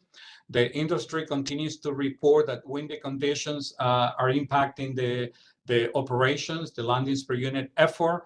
Dogfish and skates interactions also impact landings per unit effort. And in addition, they indicated that they have some concerns regarding the recreational data. They don't want MREC to be used for any management or stock assessment purposes. And some advisors indicated that they also have concerns regarding the large pelagic survey data that is being used to derive the recreational landings time series that I just showed you. Effort has been consistent as far as days at sea, and they're landing a lot more fish with the same effort. They continue to see a good size of different market categories being landed. And they also indicated an increase in the extra small fish compared to 2023 and 2024. And actually, they're seeing that again this year. And you can see that from the bubble graph also that I just showed you a bit ago. Multiple AP members indicated that captains and crew members should be included in the commingled bag limit. That means that they should be allowed to keep the a fish per trip per person. Other advisory panel members noted disagreement with this idea, given the overfishing status of the stock. They also indicated concerns about the lack of biological sampling at the dock. Now, the SSC, I'm going to quickly cover the SSC recommendations. Basically, they indicated that based on the review of the fishing trends and all the data that was available, they recommended no changes to the ABCs that they have previously derived for 2026. And the reasoning for this was an evidence of incoming year classes, the broad range of size classes that are available to the fishery, and the uptick in the landings per unit effort. The monitoring committee also reviewed all this information, and they indicated that they recommended no changes to the previously derived constant catch and landings limits. So no changes to any of their prior recommendations. The monitoring committee did note that they we had a discussion on the increase in recreational landings. And we indicated that if total removals were to range in the 5 to 10%, perhaps the council could consider a recreational allocation. However, the monitoring committee also indicated that we need more robust recreational landings estimates in order to do that. But this is something that is something that we need to keep on, thinking about. Monitoring committee also indicated that we needed to pay a little bit more attention to the increase in recreational landings. We are going to be looking at landings by gear type and state, just to be sure that to monitor if the 15 pounds trip limit is still something that is appropriate for this fishery. But in the meantime, the monitoring committee recommended no changes to the current 500 pounds trip limit and no changes to the 8 fish per person per trip bag limit either. In your briefing book, there is also a memo that was written from me to Chris Moore, and the memo indicating that based on the review of all the different fishing trends and all the information that was available, the staff recommended no changes to the 2026 fishing year specifications. And that concludes my very fast presentation. If there are any questions, I'm willing to answer them now. Thank you very much. Any questions or comments for Jose?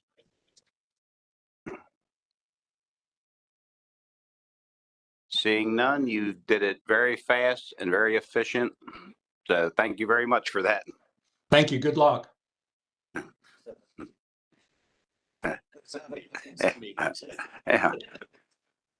Yeah. Let's go on to our next agenda item. Northeast Fishery Science Center cost survey for commercial fishing businesses presentation. We will be getting a remote presenter, Gregory Ardini from NOAA Fisheries, the economist, and the council will receive an update from the Northeast Fishery Science Center on research projects using data from the most recent cost survey conducted in 2023 that collected costs incurred by the vessel owners during 2022. Gregory, are you ready? I am. Thanks very much. Can you hear me okay? Yes, you sound fine. Okay, great. Thank you. So my name is Greg Ardini. I'm an economist at the Northeast Fisheries Science Center. I'm one of 3 members of our commercial fishing business cost survey data collection team, along with Samantha Werner and Elizabeth Conley. Samantha provided a presentation to this council a couple years ago ahead of our most recent survey implementation in 2023. And this presentation will focus on the responses received from that survey, as well as how that data is being used to support management. Next slide, please. So some brief background information about our regional cost survey. This is the only NOAA survey in the Northeast region collecting comprehensive cost information. And this information is necessary to meet multiple MSA national standards. It's also a completely voluntary survey effort within our region. And the survey is used to achieve multiple goals, including calculating vessel level profits, understanding the costs incurred by commercial fishing businesses, tracking trends and costs incurred over time, and evaluating the economic performance of fishing fleets. And data is also used to inform management through amendment and other management actions, as well as catch share program reviews. Next slide, please. So moving on specifically to our most recent implementation for 2022.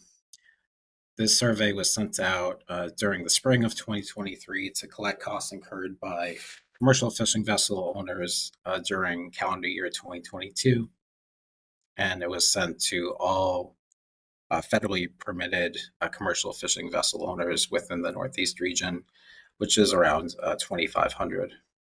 And we offered 3 different survey modes: online, mail, and the phone interview option, which was new to this most recent implementation.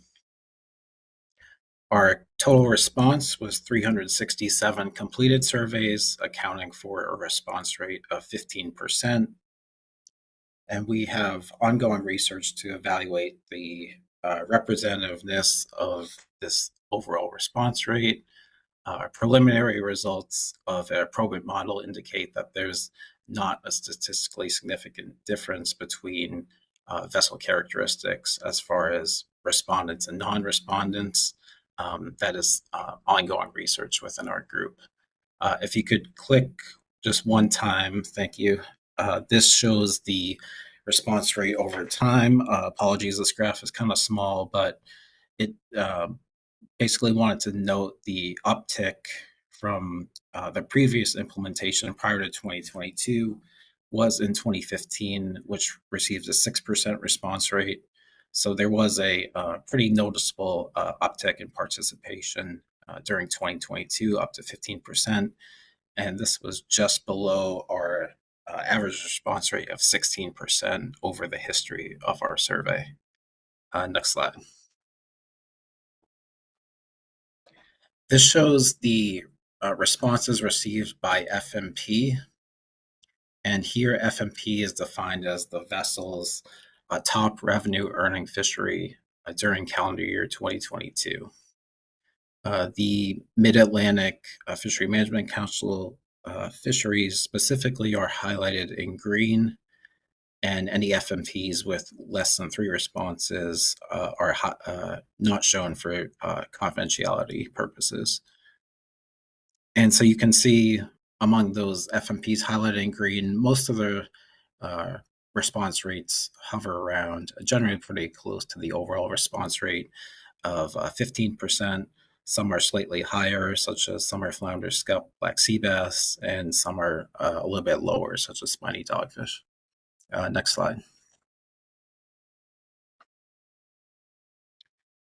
So now that I've gone over the responses received and the response rates received from our survey effort, I want to talk a little bit about how the 2022 survey data is being used.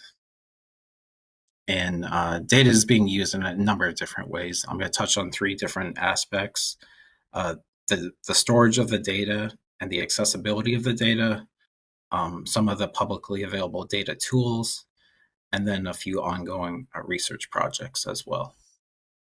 Next slide. So first off, in terms of data storage and access, data is available to regional NOAA fisheries and council staff who have a signed non-disclosure agreement in place. And this data covers our most recent 4 survey implementations from 2011, 12, 15, and 2022. We also have metadata available on GitHub I'll provide the link to that metadata site at the end of the presentation. And we also have a forthcoming NOAA tech memo, which will summarize the QA/QC methods which we employed for the 2022 survey. And then, as I mentioned previously, we have some publicly available data summaries as well. Next slide. So one of the publicly available data tools is the cost data visualization tool. And this allows interested parties to summarize cost survey data by gear type and cost category. The example here is for pot trap gear within the Northeast region. And this is specifically for repair, maintenance, and upgrade costs.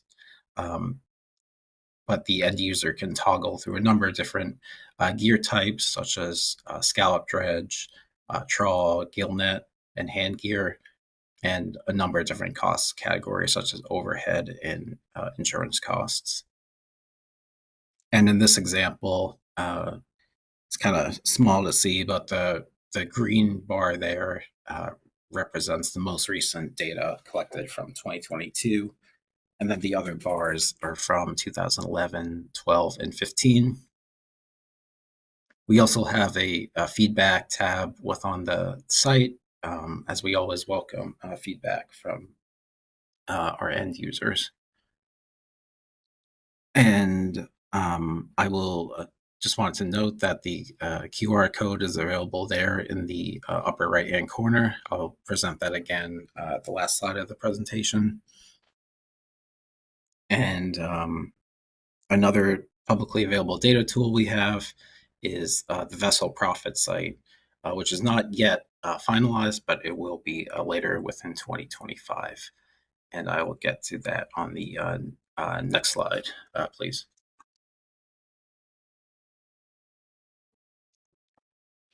So the goal of the vessel profit profile site is to allow end users to better understand the economic performance of fishing fleets within the Northeast region. And the site uses two primary data sources. For gross revenues, we use dealer data, and for costs, including both operating and non-operating costs, we use the data collected within our survey. And specifically, these profit profiles cover data collected in our most recent 2022 survey. And we have two primary metrics: operating profit, accounting for gross revenue minus trip expenses and crew payments, and then total profit, which is operating profit minus a number of different non-operating costs, such as vessel repairs and insurance, overhead, and quota leasing. Next slide.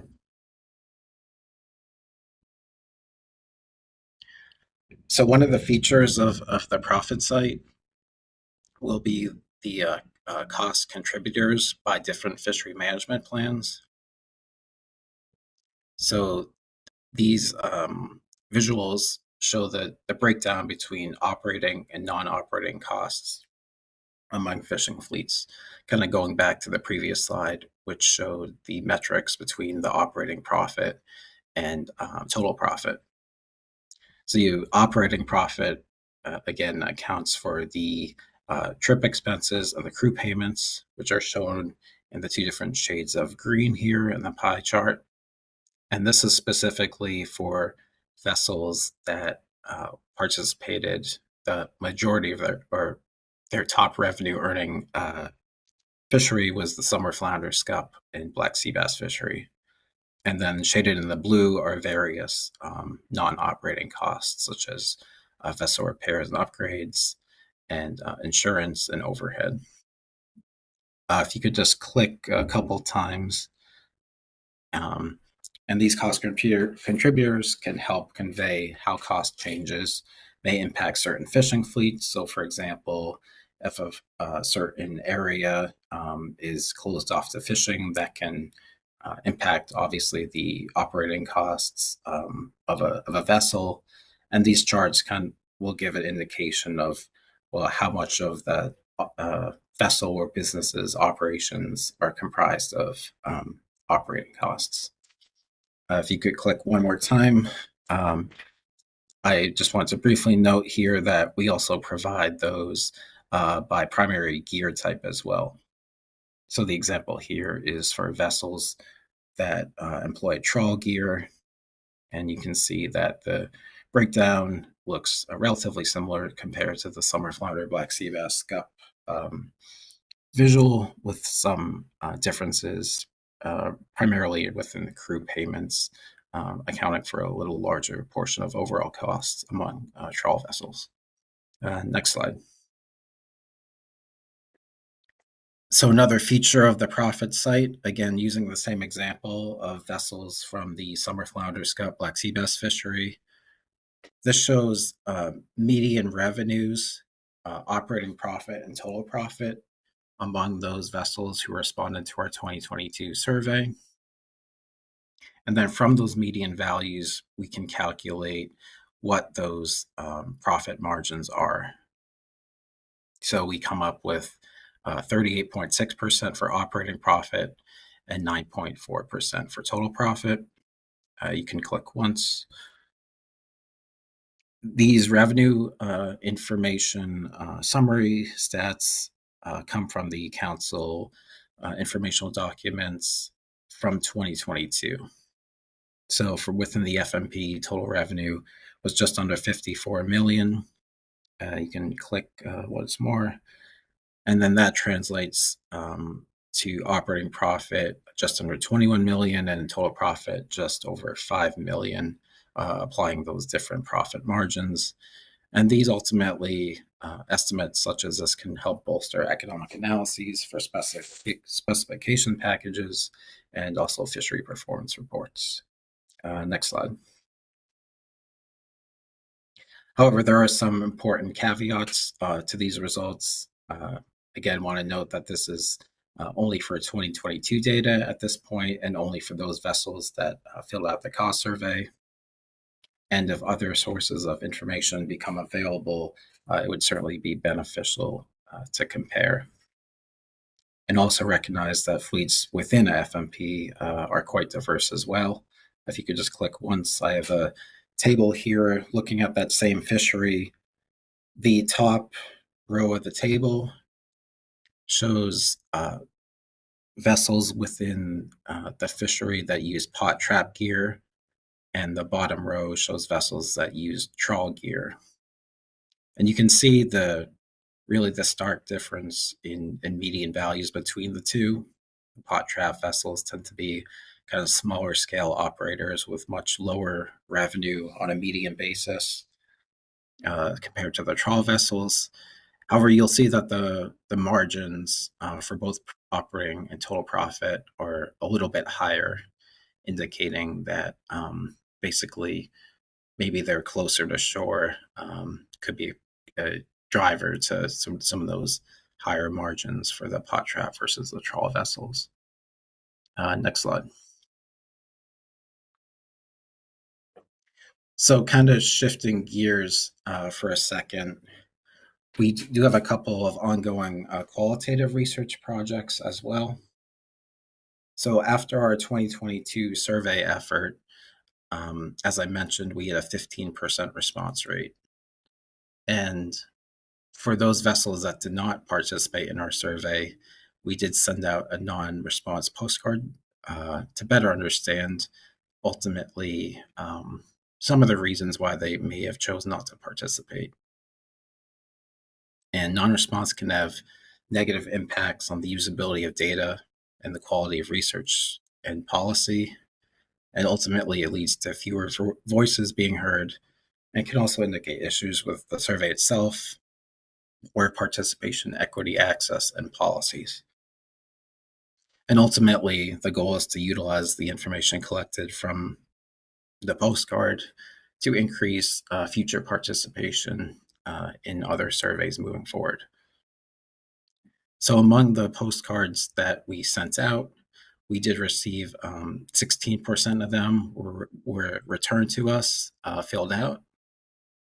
And by a considerable margin, the response, "I do not trust NOAA or the National Marine Fishery Service," was the most common response, with 43% of return postcards indicating that this was a reason to not participate in our 2022 survey effort. Next slide. Another qualitative research project we are currently working on is to also understand the perceptions of harvesters within various fisheries within the Northeast region. So this uses data throughout the history of the cost survey from 2006 through 2022. And the motivation is to use cost data to its full potential, and also that qualitative cost survey comments can provide important social insight about business finances and ultimately how fishery participants view their industry and kind of future financial situation. So the results, we found some consistent themes and as well as some emerging themes over the history of the survey comments.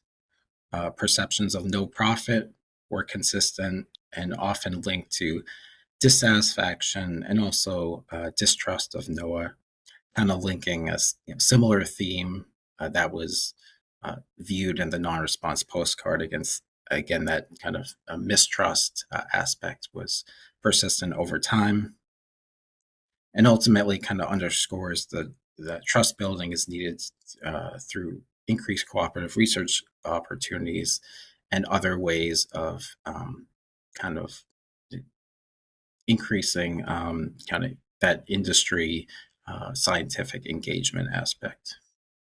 Next slide. So to summarize some of the different ways in which the cost survey information can be used, one example is the human communities section within affected environments. So for example, the cost contributor summaries, they show the major drivers by FMP as well as gear type. So that's one way of getting at, well, what are some of the more substantial costs faced by different fishing fleets. The profit calculations themselves give a fishery snapshot for 2022. And then the qualitative data provide some important insight into harvester perceptions regarding the social environment. Also regarding economic impact analysis, which are required under NEPA and EO 12866. The profit margins shown can give important insight into how revenues ultimately translate to profit in different fisheries. And they also may help inform selection of preferred alternatives. And lastly, I didn't have time to really get into the economic contribution analysis, but input-output modeling is another way that cost contributors can be used to assess the downstream impacts of fishery gross revenues.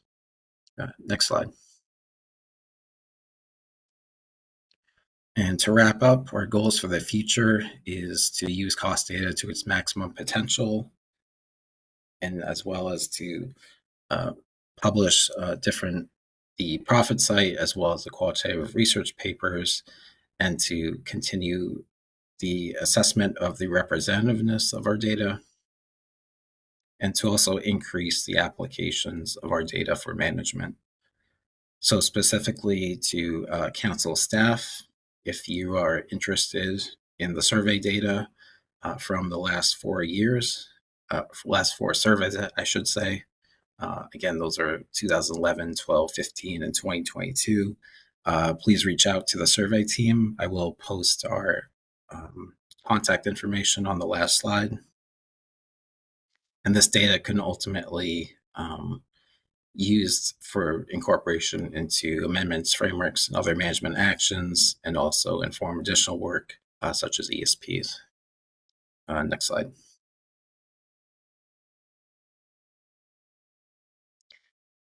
And our next survey implementation is tentatively scheduled for 2027. The survey is again going to cover various fisheries and gear types similar to 2022. And ahead of that implementation, we will be updating our survey landing page. I'll provide a link to that on the next final slide. And we will be conducting various outreach and communication venues to show how survey data is being utilized and to really promote the importance of this survey ahead of our next implementation. And next slide. And just wanted to conclude with a huge thank you to all who participated in the 2022 survey effort. Please reach out to myself, Samantha, or Elizabeth with any questions that you may have. Our emails are provided here on the slide. And then at the bottom of the slide here are the QR codes to 3 different sites that I highlighted. So the survey metadata, the visualization tool, as well as our survey landing page. Thanks very much. Thank you, Greg. Any questions or comments for Greg? Richard Wong. Thank you, Greg, for that presentation. I was just looking at the data cost visualization tool. It's quite interesting. Is there a visualization tool for the profit outputs or calculations? Thanks. Yeah, thanks for the question. So the profit site is not yet available. Again, it will be with later this year. It will be publicly available, but it won't have necessarily the same interactive features as the cost visualization tool. It'll be more of a summary page, which will show stats by gear and FMP, but it will not have the same kind of toggle function that the visualization tool has, simply because of, well, in part because of limited staff resources. Michelle Duval. Thank you, Mr. Chair. Thanks, Greg. That was a great presentation. And like Rich, I'm a little fascinated with the data visualization tool. And so just a couple questions. Is this the first time that you all have had this data visualization tool? So is this new with the 2022 survey, or have you all had this tool before and it's just kind of been revamped? Yep. So the tool was released just prior to our most recent implementation in 2023. So speaking for myself as kind of the history of the cost survey, for 2015, I noted we had a lower participation rate. So some of our priority there were shifted to really simplifying the survey instrument and focusing on outreach in order to kind of, increase participation. So that was sort of, and related to that industry outreach is the visualization tool. And again, there is a feedback tab within the site if you have any comments to leave. But that was kind of an aspect of the outreach component of the survey, of the visualization tool, I should say. Prior to 2015, there was really a flurry of survey implementations in 2006, 7, 8, 11, and 12. I think that predated my time on the survey team, but I think more the effort at that time was devoted towards kind of collection of the data. And then after the lower participation rate in 2015, we really wanted to promote ways in which the data is being used, because ultimately, if if industry members don't see the data being used, it's not going to encourage them to participate. Follow up. Yes. So thanks for that, and completely agree and really commend the outreach that y'all have done to try to improve participation, and I appreciated the slides that show all the ways that these data are being incorporated. One more question on the visualization tool. So, in toggling through the different gear types and the different pieces of information that are available in terms of the cost categories, a number of them are grayed out for, many of the different gear types. And I assume that's either because it was not a category that applied to a particular gear type, or you simply didn't receive enough responses to allow for the data to be shown. Is that correct? Yeah, that's exactly right. For certain gear types, we simply didn't have enough responses to show the data, giving data confidentiality rules. Also, I will note that there was some changes in the survey instrument over time. So for some of those gear categories, particularly in 2015, for example, there may be certain gear types, certain cost categories or subcategories which weren't collected in that survey year. However, I will mention that for our next survey implementation, tentatively scheduled for 2027, the intention is to have a really consistent survey instrument over time, similar to the one we used for 2022. Thank you. Great job, and really appreciate having this presentation here. I think, this is exactly the kind of information I like to see, and I think, the tool does a great job of making it accessible. Jose? Yeah, I just have a quick question for Greg. Thanks, Greg. Terrific presentation. My question is a little bit more general regarding how does the response rate in our region compares to other regions for similar efforts? That is an excellent question. I'll do my best to answer. So it varies quite a bit by region, because there are certain regions which have mandatory cost data collection. There are other regions which may have maybe a different history in terms of what information is collected or what survey modes are employed. I have a difficult time assessing, well, is this response rate 15%? How does that compare to the Southeast versus the Northwest? I think one of the important distinctions between the Northeast region and others is we have this single data collection effort, which covers many different FMPs, many different gear types, whereas other regions tend to have more maybe targeted approaches. Say in the Southeast, there's a shrimp fishery. The Northwest will have a groundfish fishery. The Pacific Islands, I believe, have a long line survey. So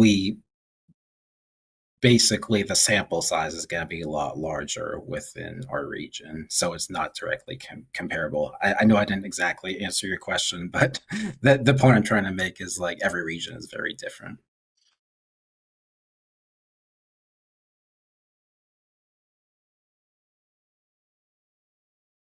Sunny? Thank you, Mr. Chair, and thank you for that presentation, Greg. And I'm interested in what a cost survey would be with that fish or seafood we catch to the very end, to the table, whether it be a restaurant, just the whole scene, the trucker, the ice, down to the dishwasher. What would that whole pie look like?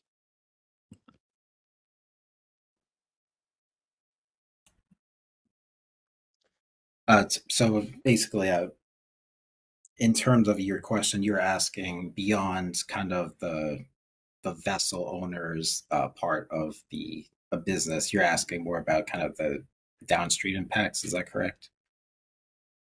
Yeah, like the whole pie, you know, I guess you could say.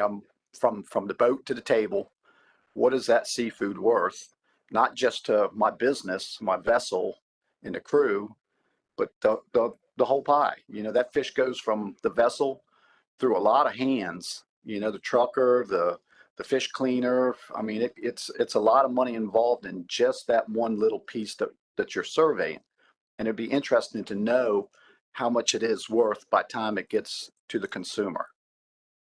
Gotcha. Great. Thank you for the clarification. So, as I only had a chance to touch on briefly, the data that we collect in the survey also can be used to inform input-output modeling, which will basically, it's a way of assessing how gross revenues ultimately are kind of split up between different sectors of the economy.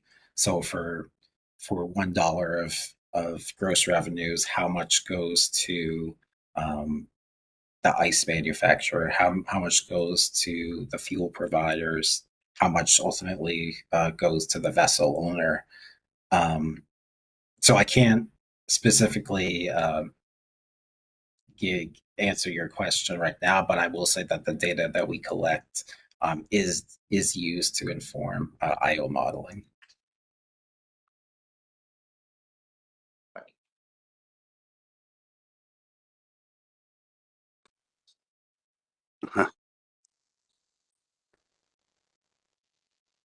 You're backwards again. Now shut it off. Thank you.